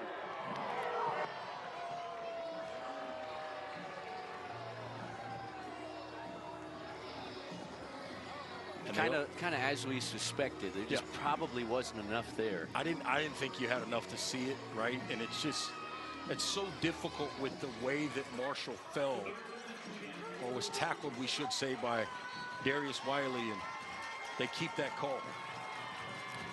So inside the final minute of the first half. Could be 2-down territory for Iowa Western. Then again, we saw Hutchinson bang through a 52-yard field goal going this way in the first quarter. High snap.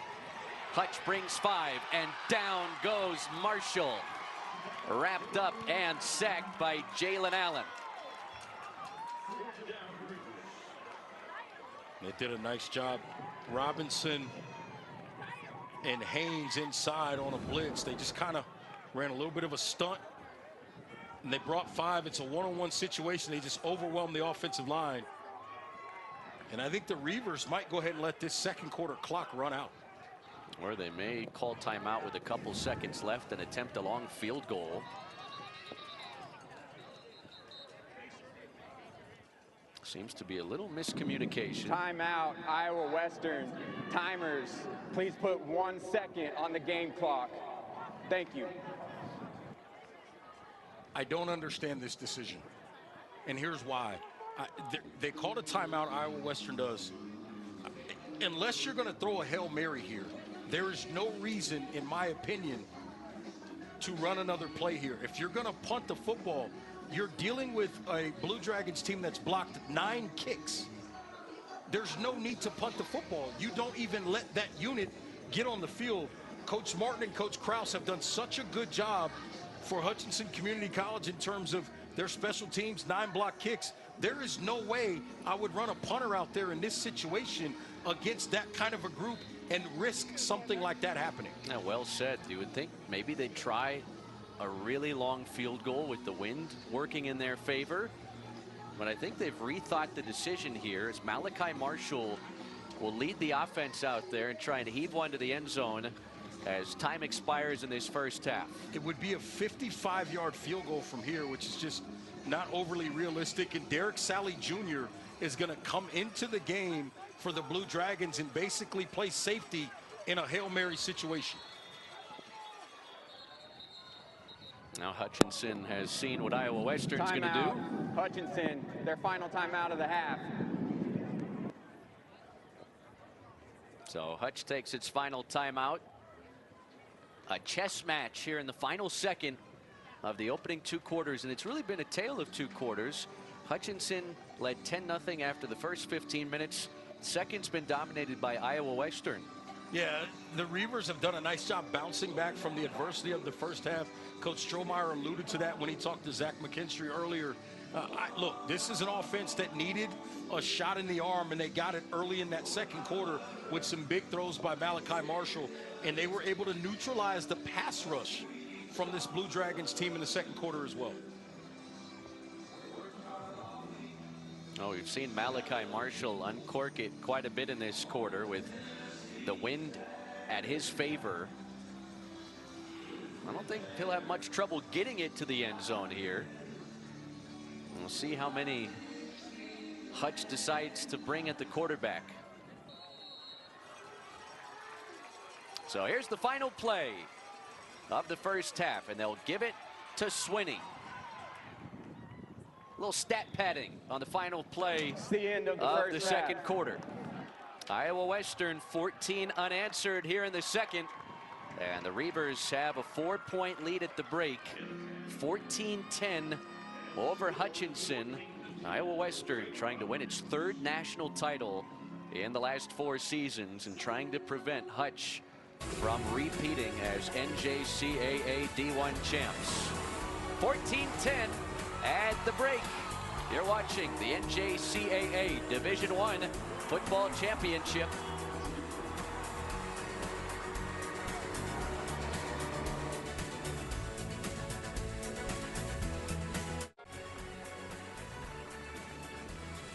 Welcome back to gorgeous Canyon, Texas. It's the Reavers on top 14-10 here in the NJCAA Division I National Football game. These two starting quarterbacks have had really unique paths to this football game. For Iowa Western and Malachi Marshall, a star at South Point High School, then he travels to the FCS route and now has to fill the shoes of Hunter Deckers, who's on an NFL roster, and he leads this team to a national championship game. Here's our conversation with Iowa Western's QB1 earlier this week.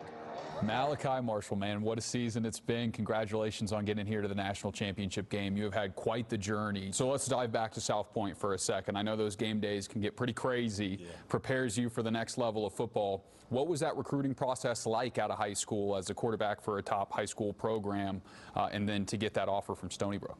Well, for me, my recruiting really didn't pick up till later on. My junior year, I had a good year. I put a lot of good things on film, so a lot of schools started hitting me up after that. You know, I wanted to go in a different path. I felt like I wanted to play early, and I feel like I could get that at Stony Brook, but obviously they were in the back of my mind. They told me, let me know if I ever needed a place to go, like just call their phone and I could be on one way to Iowa, I guess. So they saw the vision early on. They end up getting you here. You got big shoes to fill coming in with a quarterback that was Hunter Deckers last year, taking him to the national title game. Stepping into a role that's as important as that, what have you learned this season, and how have you kind of embraced that leadership opportunity? It was more on just be me. Like, don't think about you're playing for somebody else or you're stepping in somebody's shoes. Just be you. That's what I got when I came here. I mean, they didn't put any expectations on me. They just wanted me to come in and play free. So, I mean, I felt like I was good from the beginning. And so you're hoping to close this one out, win a national title, but what's next for Malachi Marshall? What are you planning? I don't really know yet. I'm taking it one day at a time. One day at a time, and then the dream is to be that next, junior college star at the 4-year level? At the NFL level.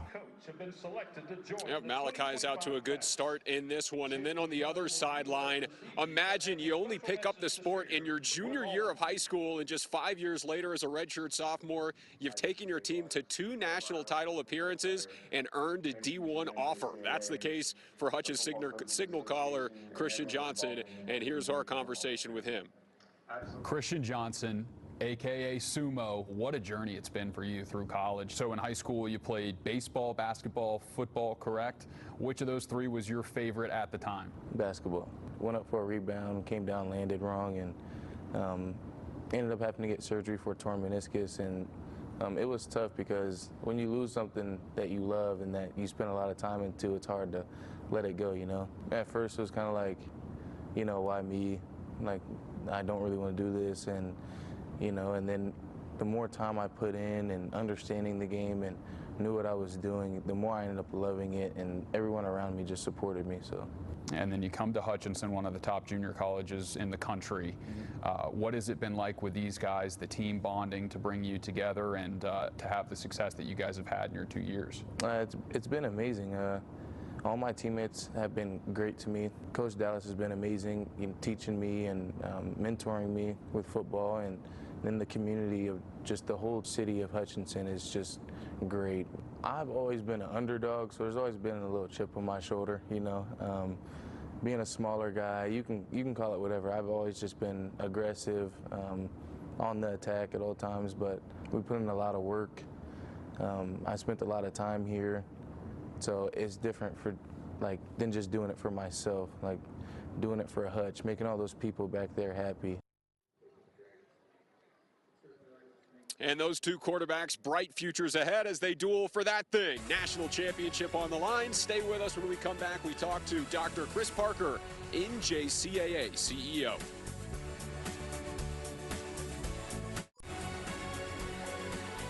We're back at beautiful West Texas A&M University. Reavers on top 14-10 in a battle of the two top teams in junior college. Well, the NJCAA has been vital as a stepping stone in its 86 years in the college landscape, allowing student athletes to grow and advance to the next level. Let's take a look at some of the names that have done that and made a splash at the NCAA and professional ranks. First things first, how about Cordero Patterson? Four-time first-team All-Pro, the most kickoff return touchdowns in the history of the NFL, and an 11-year vet that got his start with the Blue Dragons. For the Reavers, Andrew Van Ginkel is one of the many Iowa Western alums that have made it to the next level. The Vikings linebacker finished second-team All-Pro last season.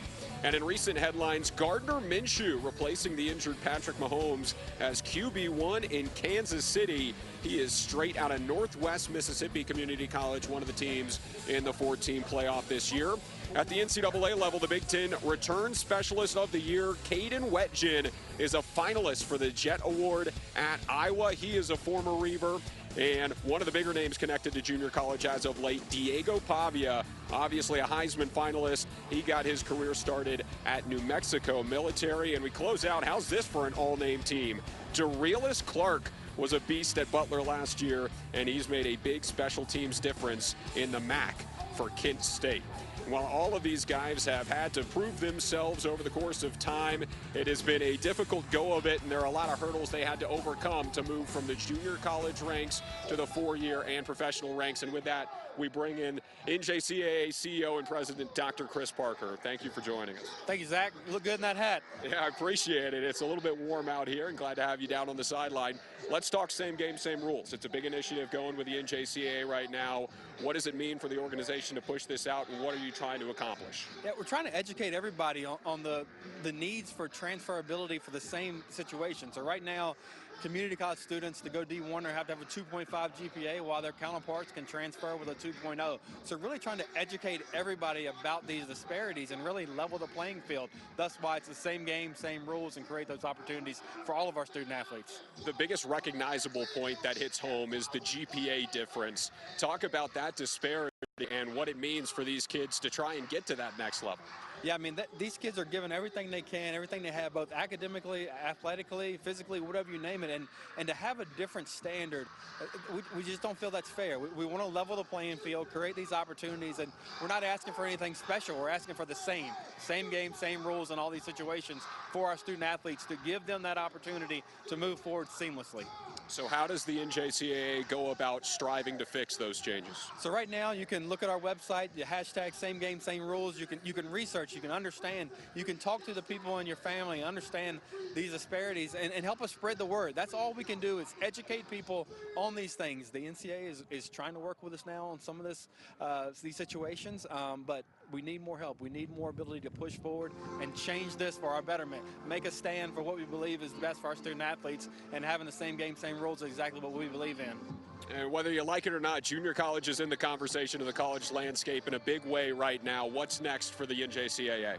We're going to keep growing. We're going to keep putting a spotlight on the association, keep telling the story of opportunities start here. That's what we've done for almost 80 years now, is create opportunities for some of the greatest student athletes, doctors, lawyers, you name it, and we're going to keep doing that. Just by being here tonight and showcasing what the NJCAA is, that's what we're going to do best. Well, we talked about those alum that have already made a big impact at the next level, and plenty of these players I'm sure will make another big impact at the next level as well. So Dr. Chris Parker, thanks for joining us. Best of luck to the NJCAA. Thank you very much. Shout out to the rest of our office back at home, family and friends as well. Thanks, Zach. That's Dr. Chris Parker, NJCAA CEO, as we get ready for kickoff of half number 2 on the way on ESPNU.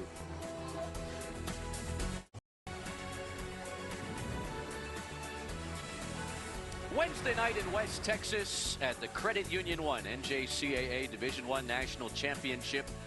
10-0 start for Hutchinson, but Iowa Western would roar back with 14 unanswered in the second. And the Reavers trying to win their 3rd title in 4 years up here at the break. Glad you're with us tonight alongside Reggie Walker, Chris Sylvester, our entire crew. Tale of 2 quarters, right? I mean, Hutchinson 10-0 at the end of one. They dominated much of the first 15 minutes, but then things kind of changed in that second quarter. Yeah, only 17 yards for Hutch after that first quarter.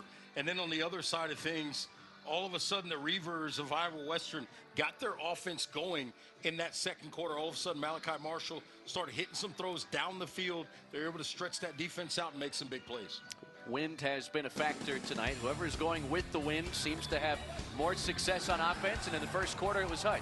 It was, and Christian Johnson got started early, getting the football to Derek Sally Jr., get to the big guy, get some points on the board quickly, and then the big record-setting 52-yard field goal. That would put Hutchinson up 10-0. Iowa Western didn't have much rolling through one quarter, but Malachi Marshall with a couple darts to pay dirt. Yeah, and this penalty right here sets up really good field position for the Reavers to get their second touchdown of that first half and take the lead, and all of a sudden we got ourselves a really good ball game going into this second half. The statistics through 2 quarters tonight, boy, and Hutchinson, what, 65 yards that first possession? Didn't have many after that. No, they didn't. You add their first 2 possessions together, 87 total yards, so you see that's 18 essentially total yards since then. They've got to find a way to get some things going with their offense, get back on track, and find a way to convert some third downs, that's for sure. Time of possession favored Hutchinson by 3 minutes that first half. And it's interesting because these two teams played each other back in week 2 of the regular season. They finished with the same exact yardage in that game. It was a 3-point win for Hutch. Yeah, it speaks to the close games that these teams continue to play against each other, and that's just another example, and I think we got one shaping up here tonight. Hutchinson receiving the second half kickoff, and this one sails out of bounds. It is not easy navigating these West Texas winds tonight. Kickoff out of bounds on the kicking team. First down, Hutchinson. Yeah, but not the worst thing when you got Cordell Gouldsby returning kicks on the other side. Yeah, but you got to be careful giving away cheap field position. This is going to be really good field position, or even more importantly now, Hutch is going to make them kick it again. Direction, we will re-kick. And Hutch says we're going to find a way to get the ball in Gouldsby's hands. Rashad Hurt also back there. They want to give these guys a chance to get a spark here early in this half.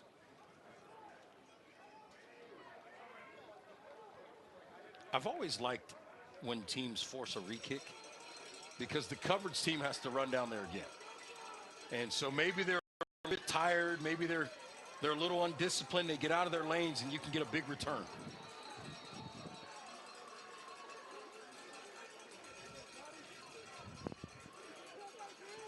All right, so I think we're going to start the second half now. This one will stay in bounds. Gouldsby from the 16. The MVP of last year's title game almost had a crease, but it closed up quickly at the 37. Hutchinson needs to get this offense back on track. Yeah, they really do. I think we might see some situations here, particularly early downs, where they get Christian Johnson out on the edge, give him some sort of dash kind of concepts, some rollout concepts, get his numbers, get his efficiency back up. Just 5 of 14 passing in that first half.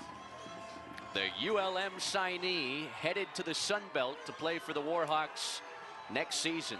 It was the backup last year, but played a pivotal role in Hutchinson's national title game victory. He'll drop to throw on first down. Nobody home. Up the sideline, incomplete. And I think Iowa Western's arguing that there was not a receiver in the vicinity. And I think they might win this argument. There is pressure. He does get it past the line of scrimmage, but there's no receiver. Flags dropped. Intentional grounding, number 10, offense.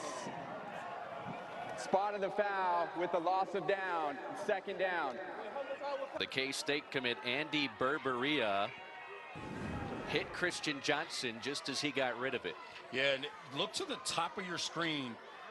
You got a receiver into the boundary short, and then you're running a post route down the middle of the field, and you throw the ball about 15 yards up the field out of bounds. That is certainly not going to the guy in the flat, and it certainly has nothing to do with the guy running the post route. Good call by the officials.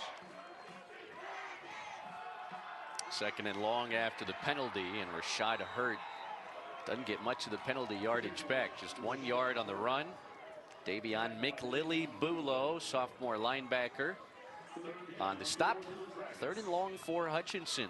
Yeah, and the scariest part about this third and long is you allow this defensive front led by that guy Blake Hawkins to tee off on your quarterback. They're not thinking about run here. They're thinking, go get the quarterback. I'll see you in the backfield.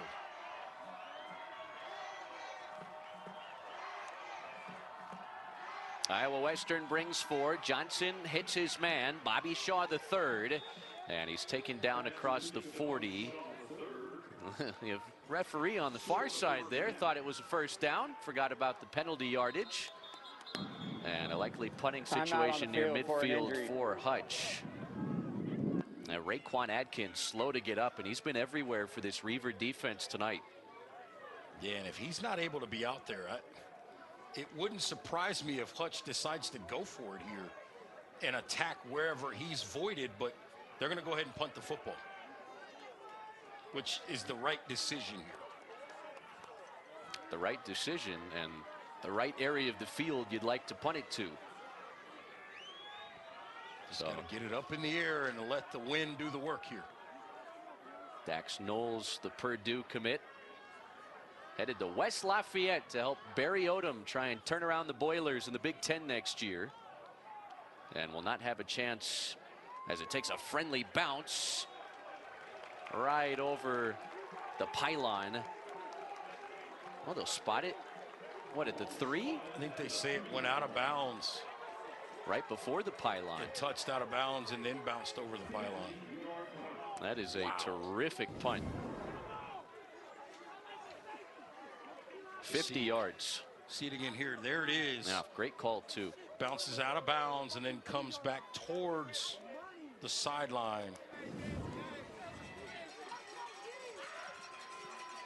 And this is where we talk about special teams and how big of a role it's played in many of the more recent meetings between these programs. Kicking game's been solid tonight. It really has. But again, you get situations like this. Both teams have used the punt game to pin their opponents back. Marshall will throw from the end zone, winging it this way, and incomplete for Cyrus Courtney, who never got his head turned around in time to see where that football wound up. Yeah, that was an interesting. Now, from our vantage point, he basically threw that football on almost what would have been directly at us. But that release did not look normal for Marshall right there. It looked like he was just kind of trying to just get rid of it. You saying it looked a little like Phil Rivers last weekend? That wasn't even Phillip Rivers type. How about Phillip Rivers at 44 years old coming back to play? 44 years young. All of that. Daniel Swinney able to get out of the end zone. Forward progress will get him back to the line of scrimmage, but nothing doing. Brady Whitman had pushed him backwards, and now Iowa Western in a very uncomfortable spot. Yeah, they try to work off to the left side here with Swinney at that running back position, and they're just unable to get KJ Henson blocked. He comes off really quickly. They had obviously they were bringing a blitz in the form of Tegan Haynes right behind him, and they were unable to get big number 44 blocked, and he makes the play. 3rd and 10. Marshall with the backside heat finds Swinney, and nothing doing. No gain on the play. He lost a yard. Rayshawn Reynolds, the open field stop, and not a whole lot of breathing room here. Iowa Western will attempt to punt this into an absolute wind gust from the back of the end zone. They're trying to block Rayshawn Reynolds with number 14, Cyrus Courtney, and Reynolds just beats him. He just beats him. I would argue Courtney got away with probably a hold there as well. But you got to give a ton of credit that time to Rayshawn Reynolds Jr. Number 1, he does a great job playing through the contact, getting downhill, and making a play. Jake Krotzel to Cordell Gouldsby from the 39. Pivots one way, steps the other, and takes it inside the 30. Whoever's operating this direction has a massive advantage tonight. Hutchinson in scoring position on the other side.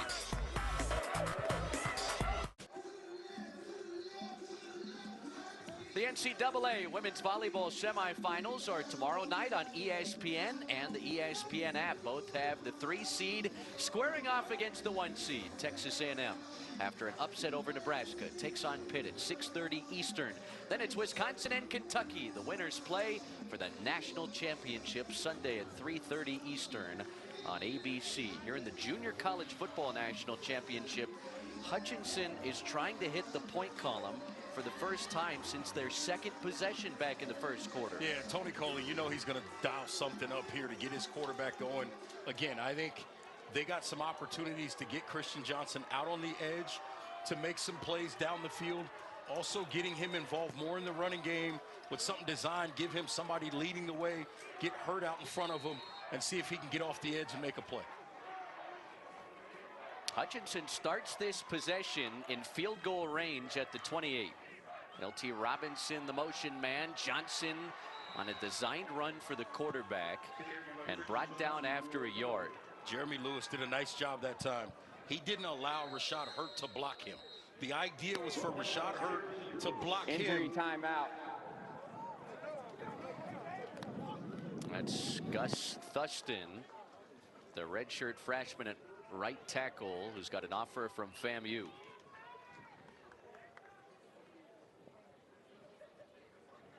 And we'll take another look at it. And you know, as you watch this play, the key here, he's on the left-hand side. He's playing that right tackle, or I should say, yeah, he's the right tackle there, and he just kind of comes up lane after coming off the block, reaching for that right leg. So you hope he's okay. The other piece of it, on the opposite side of the field was where the play happened, and they tried to use Hurt to lead the way for Christian Johnson. His assignment needed to be to take care of number 0, Jeremy Lewis. He didn't get that block handled, and Lewis made the play.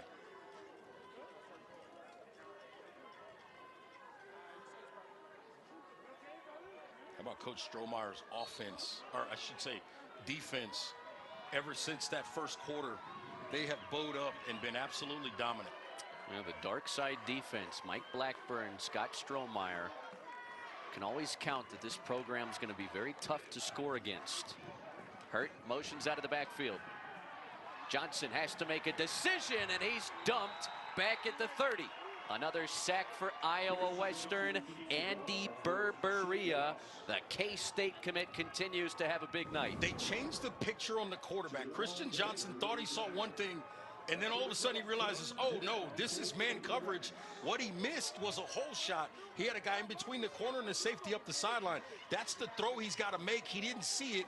His flat guy was covered up. The post route's covered up. He missed an opportunity because the defensive picture changed on him. The wind continues to be a story tonight. This is probably field goal range for De La Poza, who set a program record with a 52-yarder back in the opening quarter. Johnson lost the ball. No whistle. That's a live ball. And Jeremy Lewis falls on top of it for Iowa Western. Ruling on the field is a fumble recovered by the defense. First down, Iowa Western.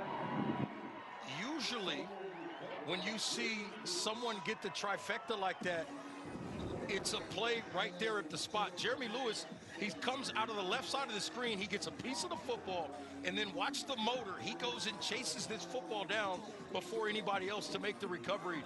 That is a huge play by Lewis. Iowa State's got to love what's coming their way after a play like that. The 31st takeaway of the season for Iowa Western's defense. And Hutchinson has to feel like they squandered a massive opportunity to get some points starting that possession inside the 30. You can't walk away from a possession starting inside the 30 with 0 points. At the very least, you got to give yourself a chance for a field goal opportunity, and now we'll see the officials hold it. Late substitution here for Iowa Western, so they give the defense a chance to match up. Empty backfield for Malachi Marshall. They'll give it to Ford on the end around. Third time they've run this play, and this time stopped in the open field by another K-State commit, MJ Graham, who's terrific in open space. Yeah, Jonathan Boyd is down, and you wonder. Injury timeout. The Hutch sideline is screaming for a blindside block, and I think they're absolutely right. Number 11, Corey Washington, he comes back inside to make this block. He's a freshman out of Miami Central High School, number 11. He comes back inside to make a block and gets a piece of Jonathan Boyd's rib cage. That's what they're screaming for, should be a blindside block.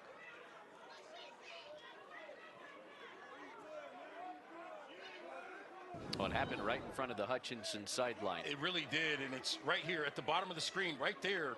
Number 11 into 12. That's a blindside block. That's something that they've been trying to legislate out of the game. I think that might be one the officials just kind of missed in that particular situation. It's a tough call because I can tell you right now, when I played, that was 100% legal. That is an illegal block now. If you can't see the front side of that player, you cannot make that block, and Boyd is feeling the effects of that shot to the ribs. Jonathan Boyd been a big piece of this defense for Hutchinson on the sideline now for 2nd and 8. 14-10. This was our score coming out of halftime. 14 unanswered for Iowa Western after Hutch scored the first 10 points of the game. Marshall sets his feet, delivers, and it's the second catch tonight for Jimmy Trilla. The bounce back from Midwestern State here in Texas. It's a nice comeback route, working up the right sideline. Runs the defender off, comes back, and keeps working back to the football to make life easy on his quarterback. Unbalanced formation here. Marshall looks one way, trying to find Trilla, who had been pushed out of bounds, and it's incomplete. Talk about how tough it's been for these quarterbacks to throw this direction of the field. That's one of the few completions we've seen moving this way tonight. Yeah, that's a big piece of that, right? We talked about it a lot, is the win, but listen, I give a ton of credit to a lot of these corners. Earl Parker right there, number 6, was excellent on that previous play in his coverage. Locked up one-on-one with Jimmy Trilla, got physical with him, and didn't give him a chance to release up the field. Jamari Ford, the feature back on 2nd and 10. They put Washington in motion. A designed run for Malachi Marshall, who doesn't have much against the inside of Hutchinson's defense. A yard on the carry will set up 3rd and 9. You wondered when they would come off of that jet sweep motion action and keep the ball with the quarterback. It was coming at some point. They've kind of been setting it up with some of the different things they've been doing. That time didn't get enough positive yards with it, but I like the wrinkle. I like the addition, the way they set that up.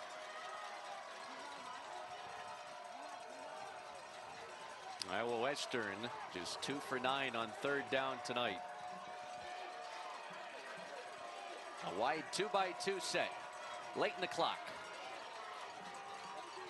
Marshall on the roll, completes it. His tight end Drew Francis in open space, and he breaks away across midfield to move the sticks for the Reavers. I love that job that time by Francis. He just went and sat down in the flat. He didn't run away from his quarterback. Knew he had to be an outlet guy. KJ Henson, number 44, getting the pressure, and then Malachi Marshall just navigates the wash, gets outside and delivers a strike, breaks a tackle by the tight end, and picks up a first down. Ford trying to spin away, but he can't.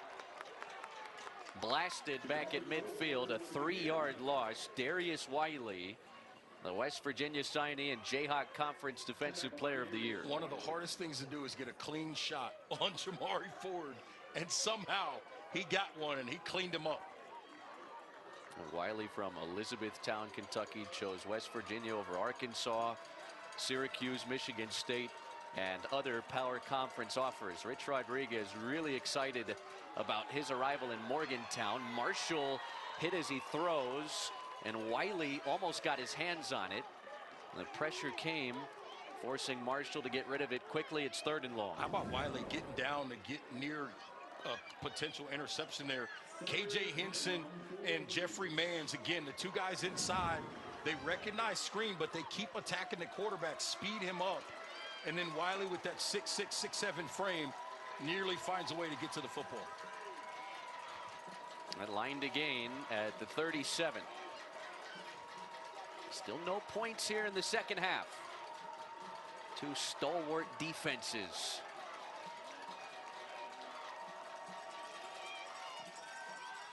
Marshall, nowhere to go. Buried for a loss. Chris Robinson, the former Oklahoma State Cowboy, puts an end to the Iowa Western possession. They were confused. They didn't really know defensively what was happening in front of them. And Marshall gets caught in this situation, not sure what he wants to do with the football here, right? There's nothing to read, but a great job by Kevin Moore on the edge. He sets an edge, doesn't allow anything to get outside. It confuses and freezes Marshall. Marker down. It drives Gouldsby back inside the 10, and he is pummeled.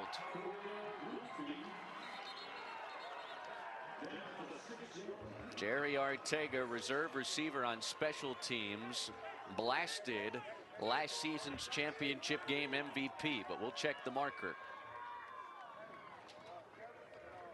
It was right at the line of scrimmage.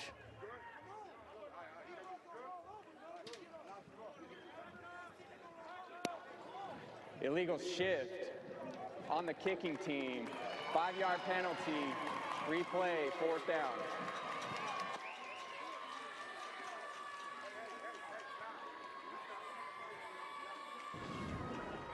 Well, the physicality continues to escalate. The big hit on Gouldsby. Arteaga getting an opportunity, sees lunch down there. But he'll have to do it again. And I love the fact that, again, make them kick it again, right? You didn't love the field position. Can you do that again, kicking into this wind?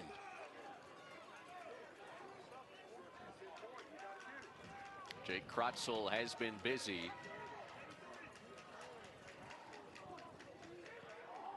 Able to get it away and angled it towards the sideline. No return for Gouldsby as it hops out at the 25. Iowa Western still in front here. 7 minutes left in the third. Best of the best in JUCO football, the NJCAA National Championship, and Hutchinson in the midst of its best stretch as a program, winning football games in the history of football in Hutchinson, Kansas, but they have been producing next level talent for a long time. Look no further than Alvin Kamara, who went from Hutch to Tennessee, became a 3rd-round pick, 5-time Pro Bowler. How about, in addition to that, Cordero Patterson, also Hutch to Tennessee, but let me give you a hook for Cordero Patterson. He went to Northwestern High School in where? Rock Hill, South Carolina, the same city, the same town. Malachi Marshall went to Rock Hill South Point High School. 3 high schools now in that town, all 3 of them really good and known for football. Another tie to Rock Hill, South Carolina, Football City, USA. Christian Johnson trying to escape, tucks it. Johnson spins. Not an easy customer to take down, and winds up with 9 yards on 1st down. That's a big run, just to get ahead of the chains. You get a 2nd and 1 situation. This might give you a chance to see if you can potentially push the ball down the field, as you see here, navigating the pocket, and then realize there's nothing there. Let me step up and take off. Good decision, picks up 9 yards. LaKeedron Harvey out of the initial contact and picks up 5 yards. New set of downs for Hutch. Big shoes to fill at that running back spot from a season ago. Wayman Jordan Jr. was the Junior College National Player of the Year last season. Wound up with Lincoln Riley at USC, rushed for over 500 yards, 5 touchdowns earlier this fall. And in this new era of college football, he has announced he's re-signing for next year with USC. I don't know how this thing works. A lot of people anymore. don't like it. A lot of people don't like the whole, publicly announcing that guys are re-signing with the program. But, I mean, most guys are playing on contracts if they're getting money. Absolutely. And it's teaching them how to handle that. Whether they're all handling it great or not is a whole different conversation.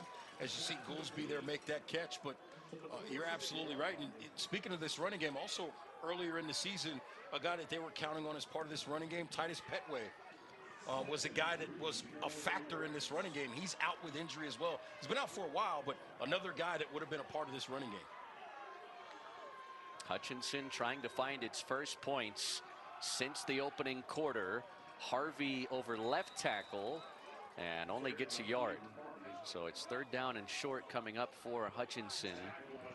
An offense that by their standards, kind of limped to the finish line. They were held to 27 or fewer points 3 of the final 4 games coming into this one, but still an offense that averaged more than 400 yards a game, more than 45 points per game in the regular season.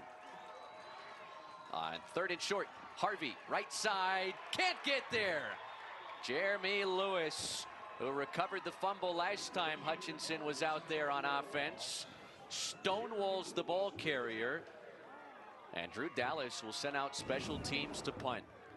Yeah, Jerome Baker as well, coming over the top, the linebacker on this play, cleans it up. But listen, I love LaKeedron Harvey's ability to run the football. I think he's a guy that could be a factor for them into the 4th quarter with that 200+ pound frame, 220+.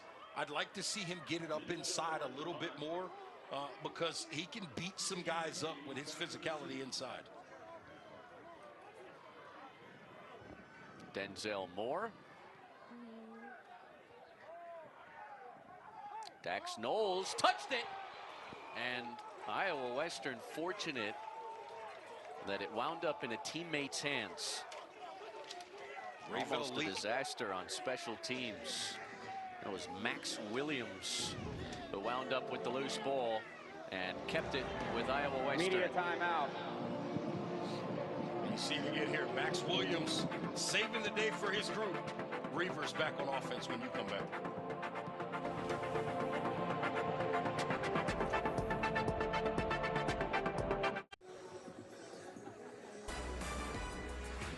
Well, it's not just about the college football playoff. The FCS semifinals are Saturday. The first one is the Grizz-Cat rivalry game at noon Eastern.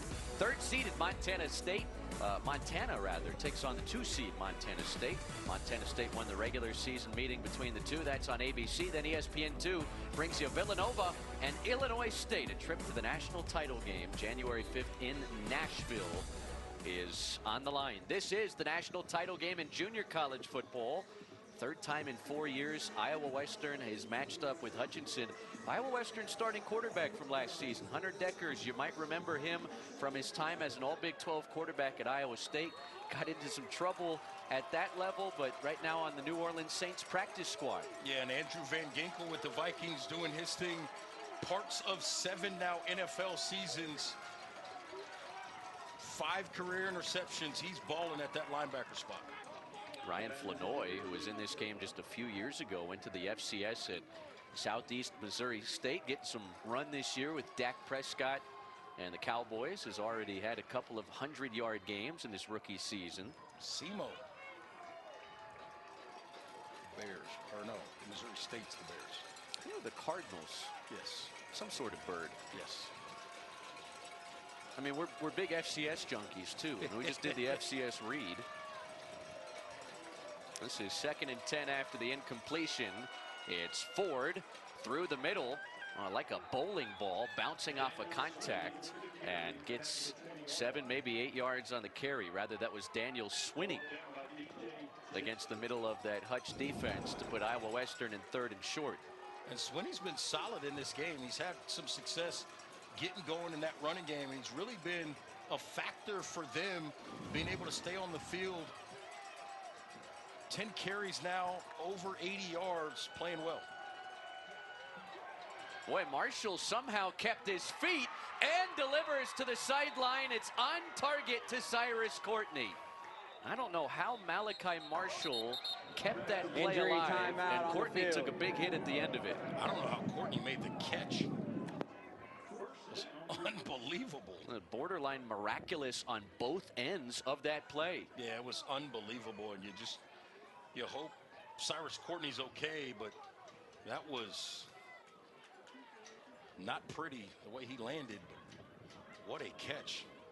Scott Strohmeyer talked about the chip on Cyrus Courtney's shoulder that he came into the season with. What a job to get away from DJ Jester. And Marshall put it right on the numbers. Courtney was able to survive the hit from Damon Allen, the West Virginia commit. That's a really, really nice play on both ends, as you mentioned, and they're able to move the chains and get a first down. And we're getting late here in this 3rd quarter, and You figure if they can get a couple of more first downs, all of a sudden they flip sides going into the fourth quarter, which has been much more manageable with the wind at the back, going essentially towards the closed end of this stadium here, and maybe they get some points. It was only the third time all night Iowa Western has converted on third down. Now run more trick action. It's Corey Washington with some room out to the edge, and Washington across midfield. More misdirection from Iowa Western, and an explosive play for this Reavers offense to get into plus territory. I'm going to give a ton of credit to the center, Alex Pahalik, number 73. Watch him work his way out and get out in front. He's up there in front, gets a piece of a guy there, and then nobody wants any parts of him. He can't find any work, but a really nice job. Javen Moore just getting a piece of somebody, and then Pahalik shows up, and they just continue to work in tandem and create space. 21 yards on the play. Marshall dumps it off Swinney with room out to the edge, and Swinney has a first down for Iowa Western.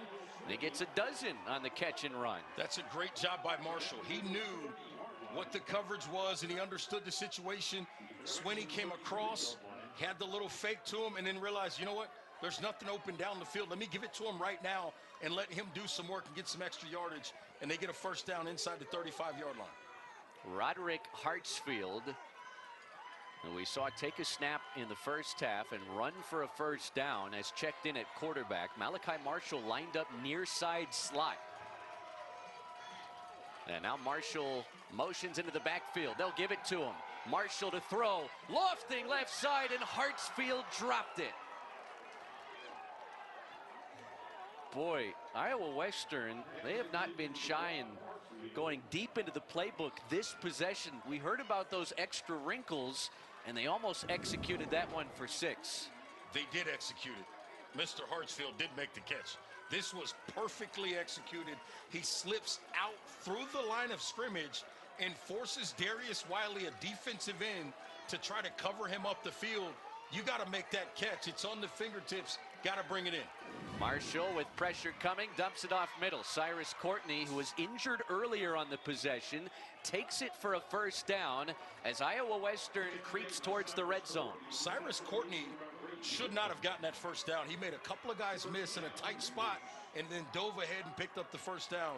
That's a big-time play right there by Courtney. Good to see him back on the field after that injury a couple of plays ago. Neither side has scored in this third quarter, but Iowa Western threatening. And the final 80 seconds. We haven't seen any points come this area of the field tonight. Marshall on the roll, lofting it. He's got Courtney for a touchdown. Cyrus Courtney's third catch of the possession, and Iowa Western with 20 unanswered points.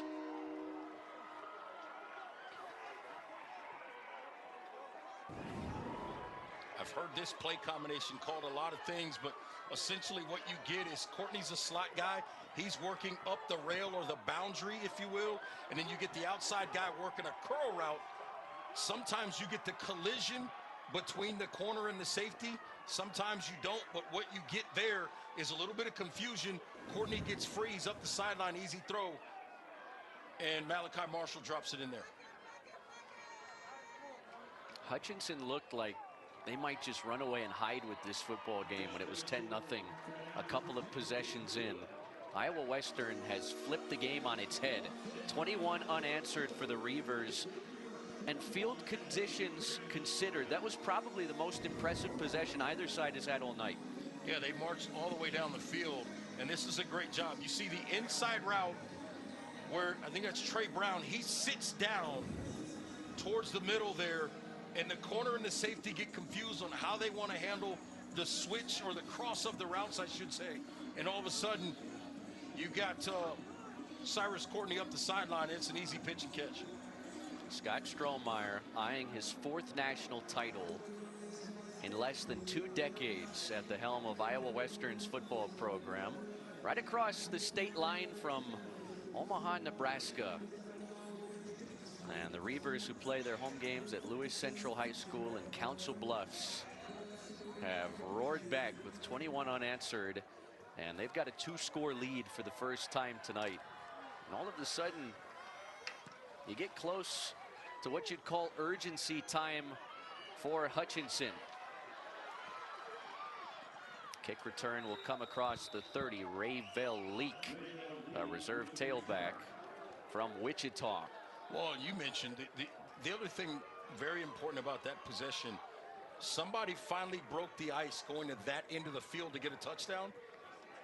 Likely situation, unless they score pretty quickly here for Hutch, they're going to have to try to do the same thing. And we hadn't really seen that throughout this game until that possession. So it'll be very interesting to see if they can find a way to potentially push the ball down the field in the passing game going into the wind into that fourth quarter.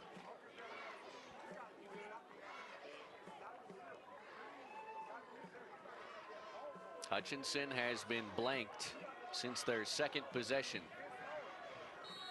A touchdown their first try, a field goal the second time they've had it. Nothing since. And now trailing by 11. They give it to Rashad Hurt, who finds a crease right side and picks up 4 yards on first down. And that feels like a win for Hutchinson with how difficult Iowa Western has been to run against tonight. Yeah, the struggle has been real, if you will, in the running game. It's been tough sledding for both teams, really just 2.4 yards per carry for the Blue Dragons in rushing the football.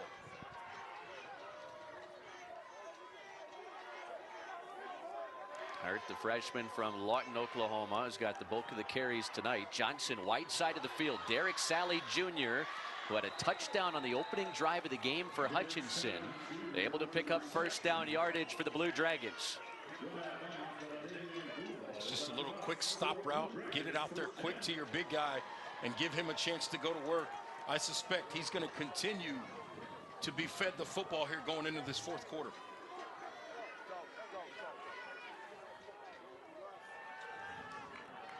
Final 10 seconds of the third with Gouldsby in motion.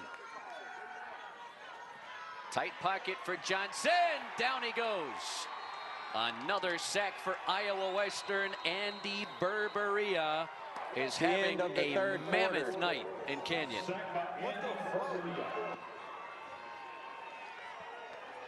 Iowa Western trying to make it a dynasty in junior college football. The Reavers, champions in 2 of the last 3 seasons, eyeing their third in the last 4.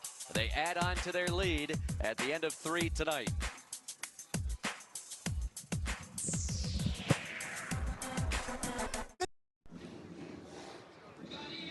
Through 3 quarters in the Junior College Football Championship, the statistics presented by Credit Union 1. Iowa Western almost more than 150 yards than Hutchinson. Blue Dragons need a rally. Zach McKinstry with Drew Dallas, their head coach. Drew Dallas, it's been tough sledding since that first quarter offensively. How do you get that spark to get this offense going? Yeah, we just got to keep, pressing forward, trying to make some plays, and they're getting after us in some areas, and we got to be able to handle it. So defense has put us in position to where it's still a close ball game. We got to come out and win the fourth quarter and just be consistent, try to get some big plays here and get back in it. You know it was going to be a dogfight coming into the fourth quarter. How is your team prepared for these final 15 minutes? Well, we expected a 4-quarter battle, but we put one in the end zone, make it a 1-possession game, see what happens. So that's all we can ask for. All right, thank you, Coach. Best of luck. Thank you. I don't know what's smoother on Z's fit. Is it the top hat or is it the turtleneck? I think it's the shirt. You think it's the turtleneck? Yeah, I'm riding with the shirt. And it's not like an egregious turtleneck. No, it doesn't go up to his chin. Right. Right, exactly. Second and long for Hutchinson to start the fourth. Johnson with the escapability and able to get to the sideline, out of bounds near the original line of scrimmage to make it third and about 10. It's a nice, very important run there for Johnson to give them a chance on 3rd and long here. Hutchinson, the regular season meeting winner back in week 2 earlier this year, won in the national title game last season, also beat Iowa Western early last year. And this is just a 2-possession game at 21-10, so it's not out of the realm of possibilities. We could have a close one down the stretch. Johnson got hit stayed upright, but not for long as he is crunched at the 45. That'll go down as another tackle for loss for this dark side defense of Iowa Western. The linebacker from Detroit, Jerome Baker, got in there. Yeah, he cleaned it up, but the play was made by Andy Berberia. He once again, he's in the backfield causing all types of problems. He's got 3 sacks, 4 tackles for loss already in this game, and countless other pressures. That's another one right there. We talk about it all the time in football. You don't always have to make the tackle, but can you make the play? And that time Berberia made the play. Another empty possession for Hutchinson. Trey Brown will not have a chance to return it as it takes a bounce at the 15. Iowa Western, they have been dominant since the end of the opening quarter. Not only have they shut out Hutchinson, but they've scored 3 touchdowns in the process, including the only score we've seen so far in this second half to go up 2 possessions. I think this has been about the line of scrimmage, and particularly their defensive line. When you think about this group and what they've been able to get accomplished, whether it's Jeremy Lewis, we've seen him make countless plays in the backfield, Blake Hawkins, Jameer Hall, Andy Berberia, like everybody on this defensive front has made plays. We saw Jackson Cherry make a play in the first half as well. So everybody has stepped up, and you got to feel really good about things if you're Coach Blackburn, obviously as the defensive coordinator in this group and everything they've been able to do. Aaron Terry's D-line has been dominant. False start, number 79, offense, 5-yard penalty, first down. That's the left tackle, Tyler Kirchhoff. You talk about the defensive line for Iowa Western. They've made history tonight. North of 70 sacks as a team now this season. That's ridiculous. That's what it is. Like, I have no other words for that. Look, much respect to the coaching staff. That number is absolutely ridiculous. That's all I got. Malachi Marshall has thrown all 3 touchdowns for Iowa Western in this game, overcoming an early interception. Marshall sets his feet, and it's dropped. Looking for Corey Washington on a big play on Iowa Western's last possession. And the whole key for the Reavers right now is the clock needs to continue to move. I suspect we'll see them get Swinney and the running game involved as well on this drive, but that's one that you gotta have if you're Corey Washington. And it's not even about the yards after the catch. You just need to make the grab and get down and keep the clock moving and take the positive yards. The flip underneath, Jack Stevens' second carry tonight, and only gets a yard on the play. 3rd and long coming up. Yeah, a little misdirection, trying to see if they can fool this defense. Didn't work out so well, but I like the play call. Something very safe, right? A conservative call to an extent, but something you got a chance to hit. And this is a big 3rd down. Again, this is just a 2-possession game. 13 minutes to go, and likely going to be pretty good field position if you're forced to punt here for the Blue Dragons. Iowa Western just 4 of 12 on 3rd down. Hutch rushes just 3. Marshall hit as he throws, and Trilla makes the catch. Boy, he came back to the football to get it, and Jimmy Trilla has his 3rd catch tonight. None bigger than that one. Everything in me was going to say, get rid of the football. You're about to make a mistake. Top left of your screen.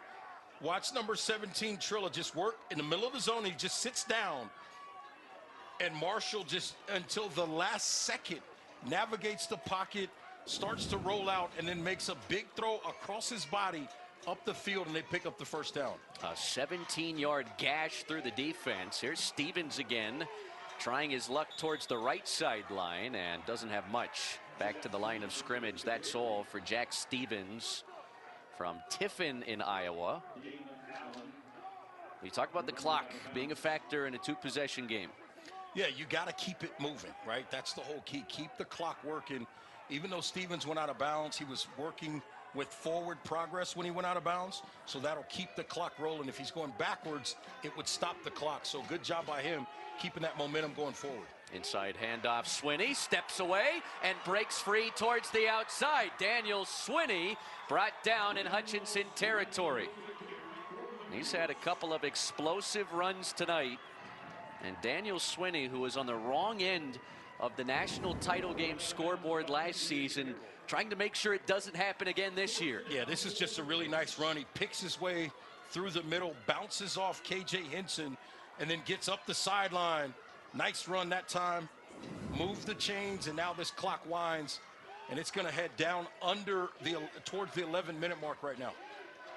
26 yards on that last carry for Daniel Swinney, who's nearing the century mark tonight. It's Ford. Spins down to the 40. Swinney does have over 100 yards tonight. Yeah, 108 now. Yeah, he's over 100 yards, but listen to this. 9.8 yards per carry. When you're getting that kind of production, keep handing that young man the football. Swinney was committed to Washington State before Jimmy Rogers left for Iowa State. You'd have to think the Cyclones are an interested party here for Swinney, who scored it 21 times across his 2 seasons at Iowa Western. He's had some big runs tonight. This is 2nd and 5. It's Ford again, and he submarines back to the line of scrimmage, no gain. This is an important 3rd down here, because if they pick this one up and they just get some points, you know what time it is. And with a national championship on the line for Iowa Western, looking for their 3rd in 4 years, they would start to feel real confident about that. I mean, regardless who wins, you leave the stadium tonight and the word dynasty is murmured. Absolutely. Absolutely correct. And now they're milking a little bit of clock with this offense. It wouldn't surprise me, guys. They might take this all the way down and take a timeout here at the end of the play clock. I like the decision, milk this clock. Big 3rd down upcoming for Iowa Western. First timeout, Iowa Western. Media timeout. 9:47 to play.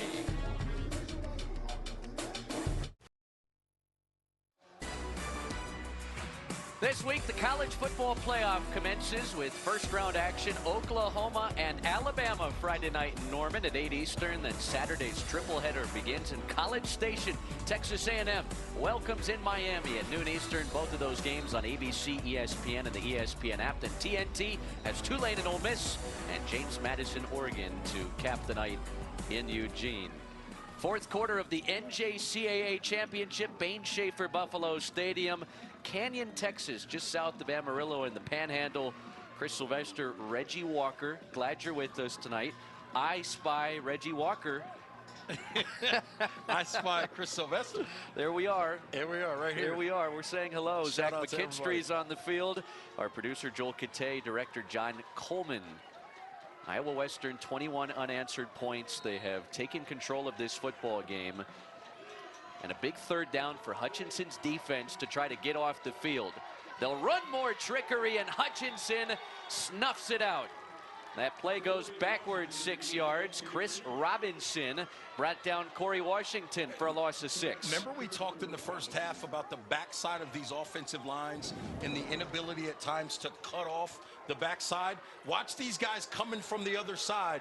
There's nowhere to go because they didn't cut those guys off on the backside and make them have to work. They get penetration. They're able to make the play. That, again, you have to stay with your technique as a defensive player and hope it works out for you. They get a big stop here in the 4th quarter.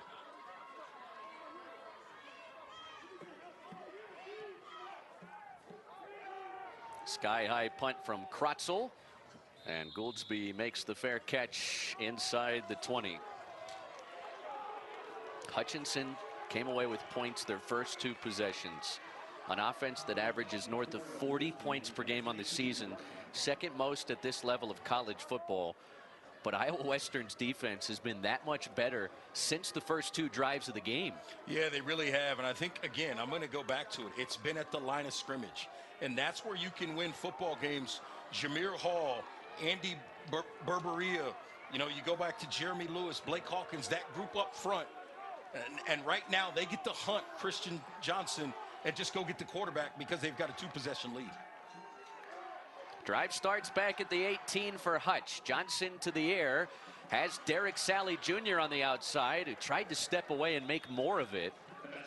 We'll spot him at the 24, 6 yards, and you feel like Derek Sally Jr. needs to be a factor down the stretch. If you're going to go down with that guy getting about 7 catches in the next 8 minutes, if you can.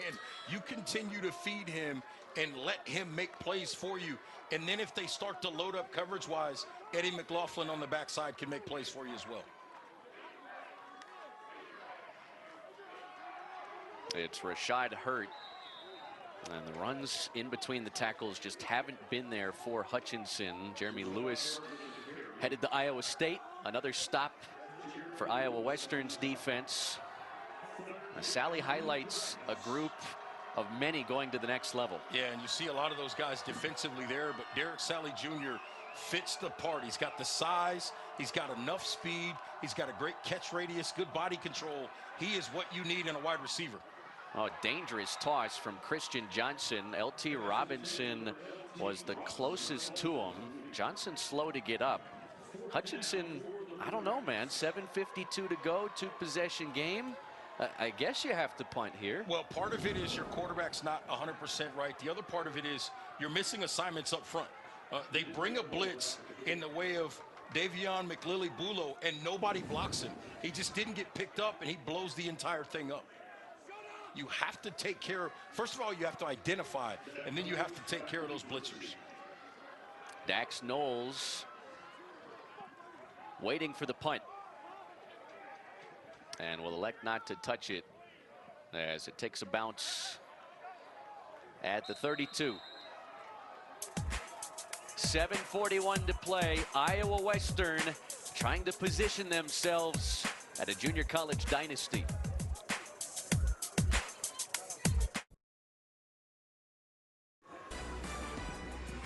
Oh, the FCS semifinals are Saturday. The first one is the Grizz-Cat rivalry. Noon Eastern, 3-seed Montana takes on 2-seed Montana State in Bozeman on ABC. Then on ESPN2, 12-seed Villanova hosts this season's Cinderella team, Illinois State. Trip to the national championship January 5th in Nashville on the line. I know Illinois State is considered a Cinderella, but Villanova's a 12 seed. They're Cinderella in their own right. Right, exactly. Now, I'll tell you who is not a Cinderella. The Reavers of Iowa Western, their 5th straight national championship game appearance, looking for their 3rd title in 4 years. That would be a dynasty, not a Cinderella. Their first season was back in 2009.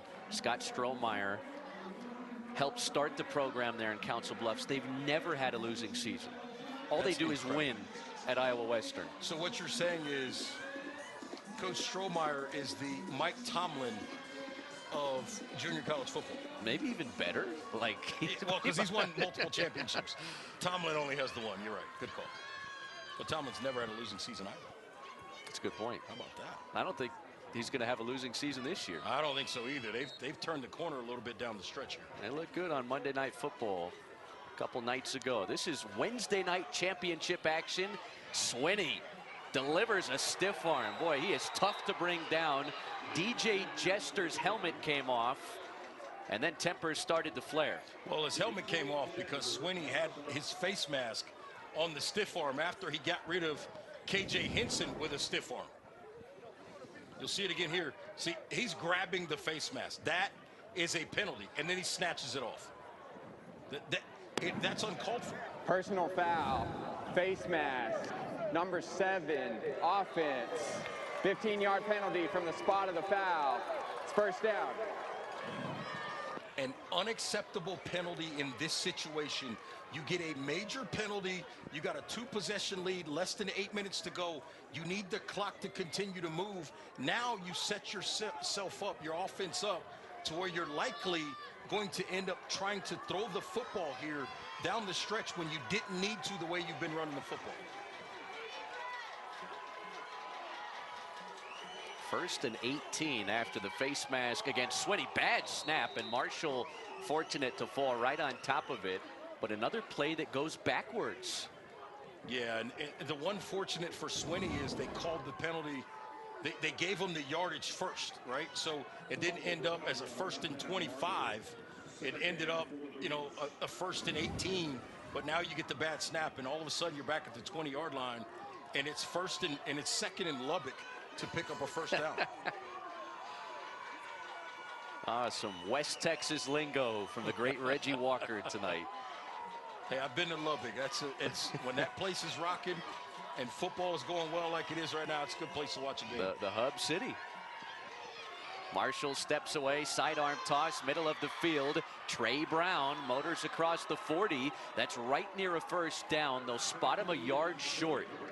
And third and short upcoming. You know who feels the best about that completion? Daniel Swinney. Absolutely correct. He could have cost him, but his quarterback just bailed him out with a big-time throw. And to his credit on that particular play, Swinney did a nice job helping in pass protection as well. You think Swinney's getting the call here on third and short? I think he should get the call here on third and short. Hutchinson may have to start using those timeouts pretty quickly here if Iowa Western can pick up a first down. The Blue Dragons load the box. Out of the pistol, it's Swinney. Powering through. The second effort from Swinney. And a first down, Iowa Western. Inside of 6 minutes to play, they can continue to milk the clock. And guess who he bounced off of? Mr. Jester number 0, who he just had the situation with. They meet in the hole. Drop that right shoulder, running back, and run through that play. Nice job. You got a running back at 225 pounds against a defensive back stepping in there at 185 pounds. Mr. Swinney says, hey, you're bug. It's bug meat windshield, and I'm going to win. Swinney out of the pistol again. Right side. Bounces off of contact into the open field and wrestled down inside the 30. Daniel Swinney trying to put the team on his shoulders and take them to the promised land. I tell you what, Chris, he might have just done that. This is a big-time run. They're just working to the right side. He hits it up inside and then bounces off that tackle right there, springs it. Now, hold on to the football. He's got to do a better job tucking that football away, but a nice finish to that run to pick up that first down. And look at this, 10.5 yards per carry. We talked about him in the open as an impact player. He had to be a guy that took something off of Marshall at that quarterback position by getting the running game going. He's answered the call throughout this game as he gets another carry there. Now over 150 rushing yards, and Hutchinson, they will have to start using First those timeouts. Hutchinson. Media timeout. 4:25 to play. Iowa Western on the cusp of a third title in the last 4 years.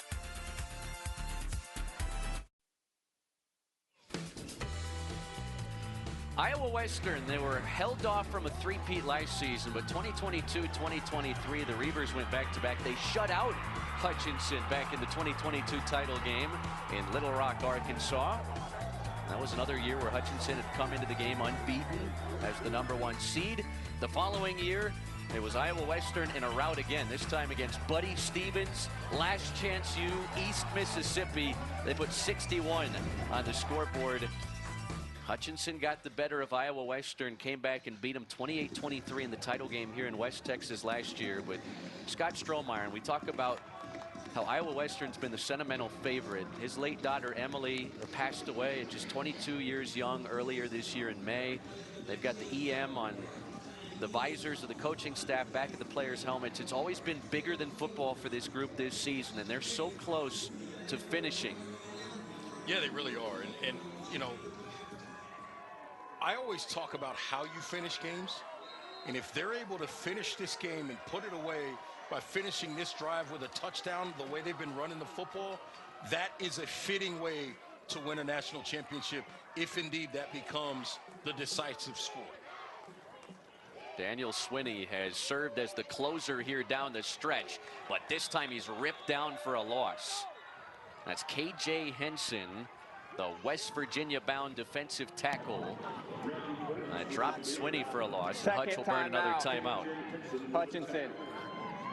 KJ Henson and Darius Wiley are going to be fun to watch as a part of what I would suspect would be a defensive line rotation at West Virginia next year. They'll probably play 7 or 8 guys, and I think these two guys will certainly be in that rotation, in that mix.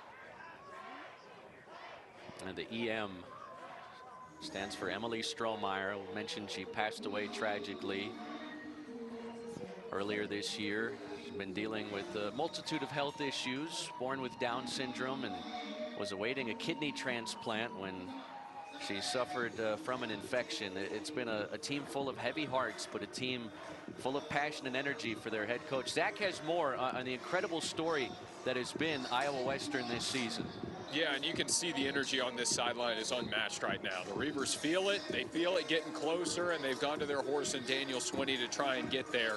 On the other sideline, during that timeout, Christian Johnson was cheering on all his defending teammates, trying to get that ball back. You can tell he wants it in his hands at least one more time. I think you got to give it to Swinney here, right? Yeah, I mean, you keep handing him the football. Now it's 3rd and 7, but I think you're probably in a situation where if you run the football here, if the Blue Dragons don't take a timeout, you probably run the football and you go for it on 4th down. So I suspect they're going to run the ball here and make them at least burn that last timeout. Swinney, the feature back. Marshall drops to throw, and it's knocked down at the line of scrimmage. Incomplete. Darius Wiley, another West Virginia-bound player that we featured a lot in this game, knocked down the pass. And for the moment, the offense is on the field for Scott Strohmeyer and Iowa Western with the clock stopped at 4:16. I would have liked to see them run the football there and at the very least make the Blue Dragons burn that last timeout. Instead, Iowa Western will burn a Second timeout. Iowa Western. What do you do here? I think you gain nothing by punting. Kicking a field goal against this group, they've blocked 9 kicks this year, so you got to be careful. I think you might as well go for it. The clock's going to stop if you don't pick up a 1st down because it's a turnover on downs. But the last thing you want to do is turn the football over. You just had a pass batted back in your face. You don't want to throw a pick and let somebody hit a sideline and get a big return and get back in this game. I think you run the football, you keep it on the ground, and then you force the Blue Dragons to try to score a touchdown, get a 2-point conversion, and get a field goal, which probably would include an onside kick somewhere in there in the next 4:16 with the 1 timeout they have and the 2-minute timeout. Which is another reason why I would have liked to have seen them run the football there on 3rd down, because now at the very least you get the Blue Dragons to burn that 3rd timeout, and the only stoppage they've got left is the 2-minute timeout. Hutchinson led 10-0 very early in this game after their first 2 possessions. Have not been able to get anything going since. Meanwhile, Iowa Western, Malachi Marshall, their quarterback, 3 touchdown throws tonight. They've found a way to kick it into gear, and it's Marshall and the offense taking the field on 4th down with 8 yards to go. I think you might maybe see them try to get forward out on the edge to try to make a play. Trips to the left, Ford motions out of the backfield. Marshall looks that way, looking for Ford. He's got it on the wheel route, and he slides inside the 10.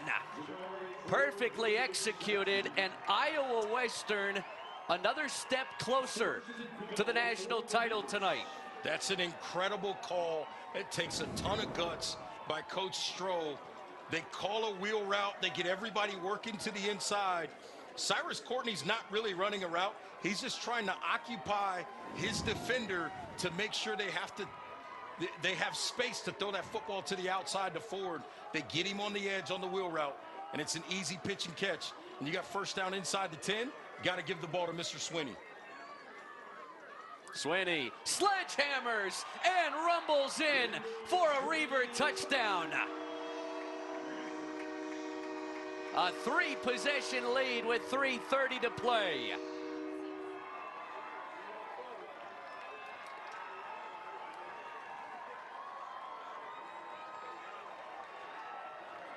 Daniel Swinney, so many big moments in this second half, and only appropriate he gets to cap it with his first touchdown tonight. Yeah, nothing fancy there, just They just go block it up, and they give him a chance to work off that left side, and he steps over lines to close this one out.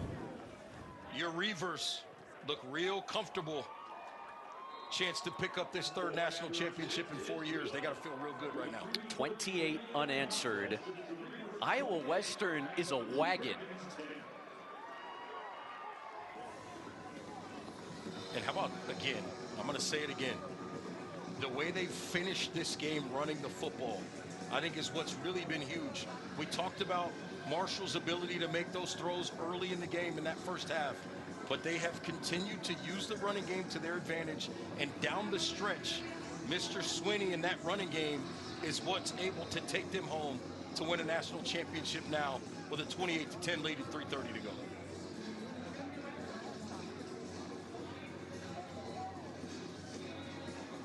Now the Reavers playing for so much more than just a trophy. Not rattled by that 10-0 start that Hutch got off to in this game. I think it was great that we got Scott Strohmeyer with Zach McKinstry at the end of that first quarter, just to kind of see where they were at. And you didn't sense any panic from the longtime Reaver head coach. No, you didn't. He understands his team obviously better than anybody in the country, and they've delivered. They've answered the call for him in this second half. The creases on the returns just haven't been there for Cordell Gouldsby. Stopped at the 22, just 3:24 left in an 18-point game.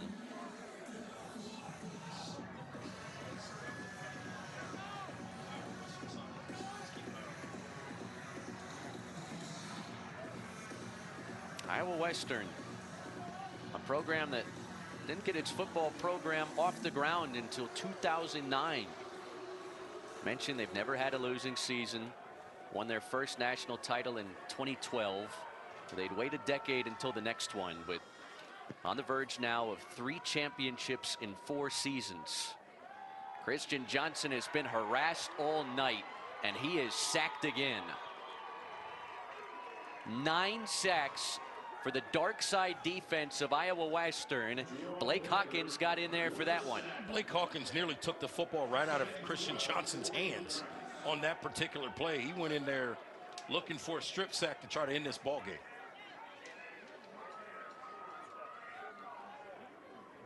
Into the final 3 minutes. Reavers rush 4. It's Gouldsby catching, trying to angle towards the outside, and steps out of bounds shy of the 30. A few yards ahead of the line to gain. Clock stopped at 2:45, but Hutchinson had their chances when this game was tight. Yeah, they did.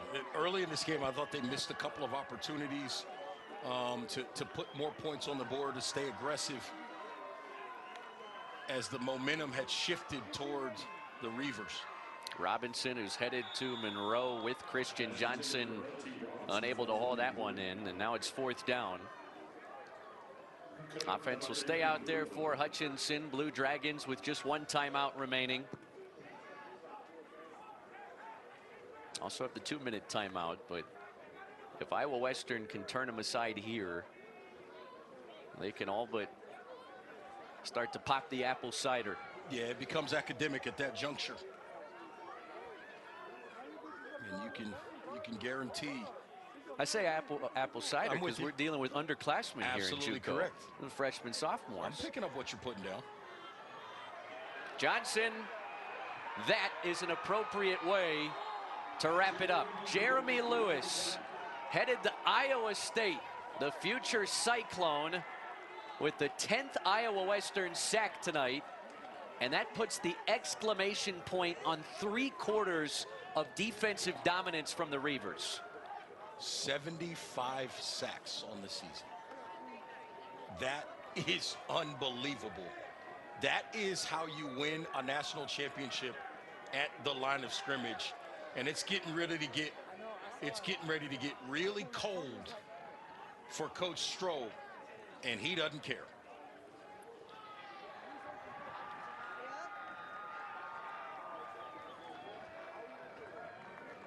That's Mike Blackburn who started this program from scratch with Scott Strohmeyer back in the late 2000s. So now the job of the players is keep Blackburn away from Coach Stroh so Coach Stroh doesn't know it's coming. You got to make him think there's nothing for him to worry about right now. Mike Blackburn's defense. 2-minute timeout, media timeout. I think every position coach is getting a little Gatorade tonight. 28-10, Iowa Western well on its way to a third title in 4 seasons here in the NJCAA.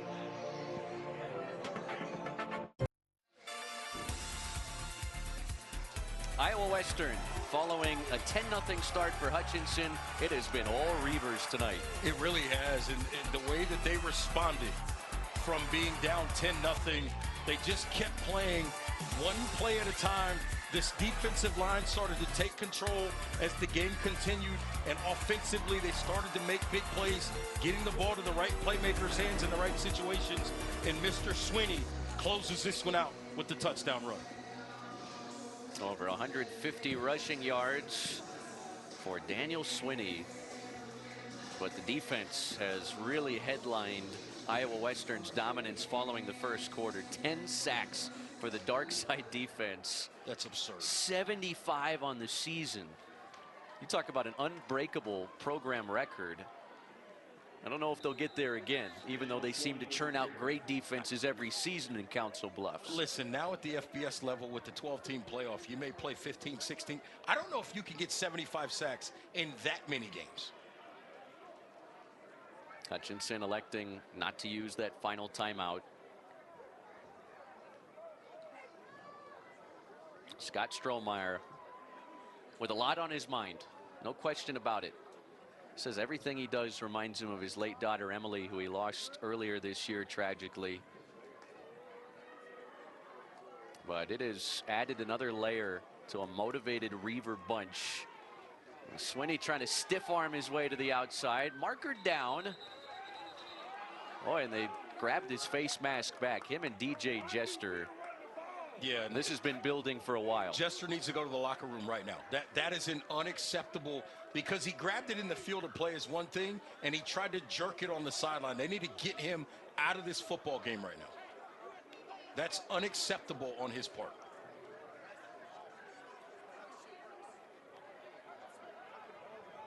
I know he's upset from the play earlier in the ball game from Swinney, but that's unacceptable. And these officials are going to have to get some guys separated right now.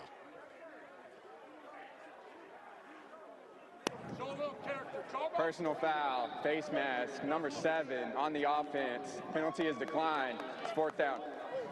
Well, they called it on Swinney. Yeah, they got him. I guess they must have missed when Jester, out of bounds, had grabbed his face mask back in retaliation. Yeah, they didn't, or they gave him the benefit of the, well, you were the second guy, we're not going to light you up this time.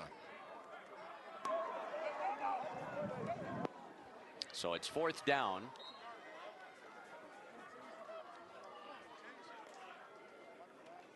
Here's Swinney. And finally brought to the turf at the 15. It's a turnover on downs, but just 63 seconds remain. They have yet to put the Gatorade on Scott Strohmeyer, although they've gotten a good chunk of his staff. Yeah, every position group has gotten it. They may not have any left. Oh, wait a minute. It's always the offensive linemen that come at the end, right? And they want to make it happen. The big guys.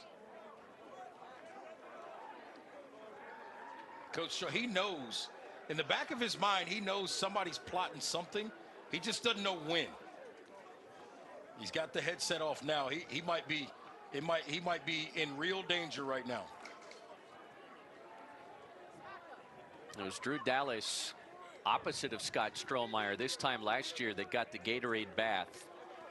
In a similar comeback effort, Iowa Western went up 2 scores early with Hunter Deckers throwing a couple touchdowns last year. Hutch came back with a big 3rd and 4th quarter. Kind of the opposite this year, with Hutch leading 10-0 after 1. 28 unanswered from Iowa Western since. And Hutchinson has gone to Hudson Farrelly's, the backup quarterback out of North Newton, Kansas, Wichita Collegiate High School. But like you said, academic at this point, inside of a minute. And Hutchinson, their longest winning streak that dates back to last season of 15 games, will come to an end. It just goes to show how tough it is to beat a good team twice in one season.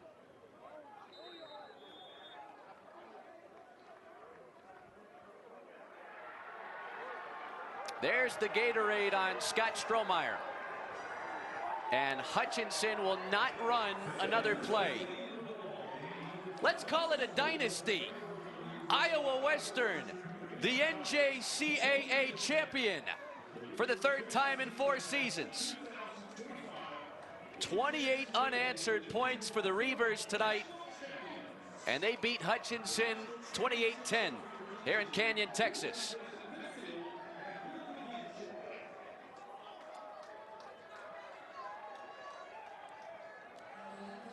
That's got to feel really, really good for Coach Strohmeyer. After everything he's been through this year, to get to the top of the mountain and win a national championship.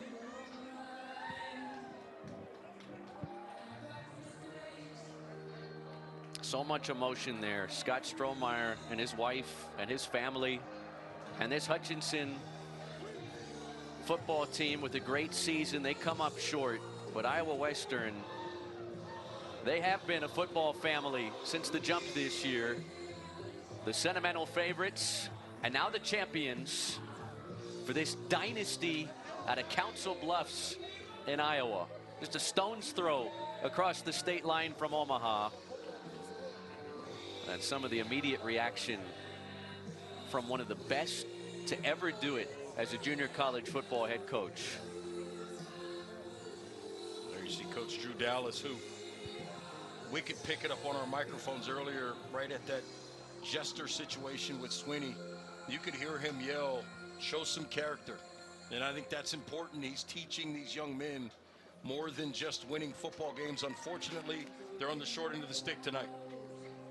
Well, and those two have shared many a great battles the last handful of years and will continue to do so.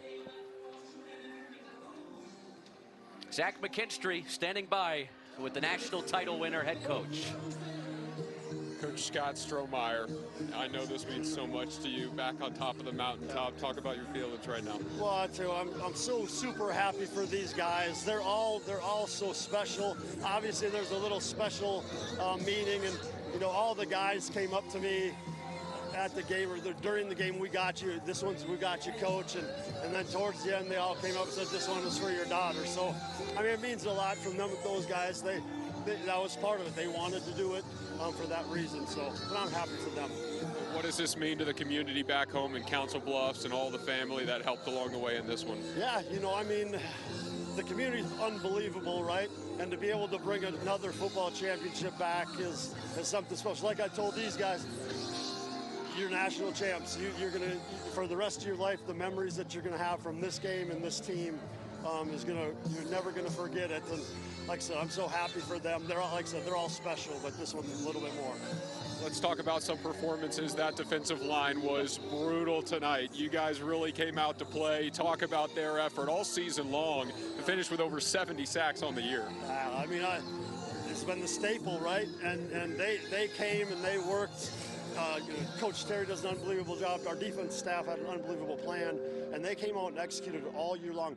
This team is way better than the team that in week 2. We improved so much. Now, and they did too, but we improved so much from week 2 till now, and obviously it showed, and they just played hard. We came out a little bit. We were a little bit antsy and made some uncharacteristic mistakes, and we left some plays out there, but credit to Hutch. I mean, Drew Dallas, Coach Dallas does an unbelievable job, and obviously there's great players, and unfortunately one team has to lose. we had last year. So congratulations to Hutch. I have a lot of respect for their program. Many more battles between you two to come, but I tell you what, you're on top of this one. I'm extremely happy for you. Thank you, Coach. I appreciate it. Thank you. Scott Strohmeyer. The Cowboys, Zach McKinstry with a terrific one-on-one. Scott Strohmeyer, and you could hear it in his voice. I mean, the emotions, just so much more than winning this game itself. And how about his guys going up to him during the course of the game?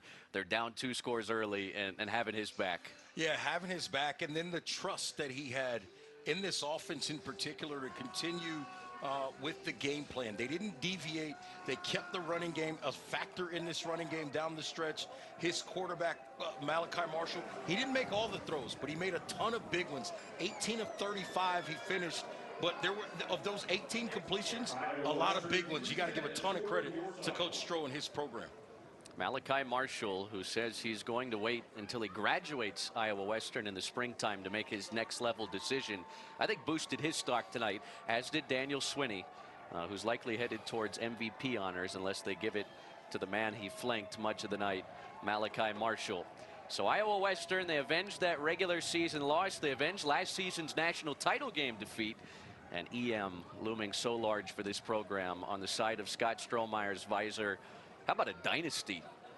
Yeah, listen, 3 titles in 4 years, and the dominance in the national championship games. You're talking about over 120 points to just 24 points allowed. They have been absolutely stellar in these moments in which trophies are on the line. So you got to give a ton of credit to that man, his entire coaching staff, and those players for continuing to stay focused, continuing to buy in all season long. And they could have folded their tent when they went down 10-0 in this game today.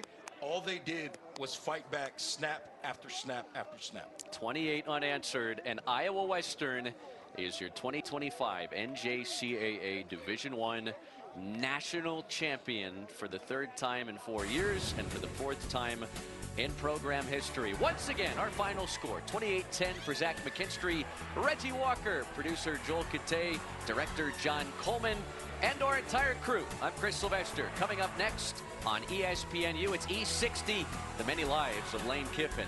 And with that, we say good night from Canyon, Texas. Congratulations to the Iowa Western Reavers, the national champions, NJCAA Division I. Good night.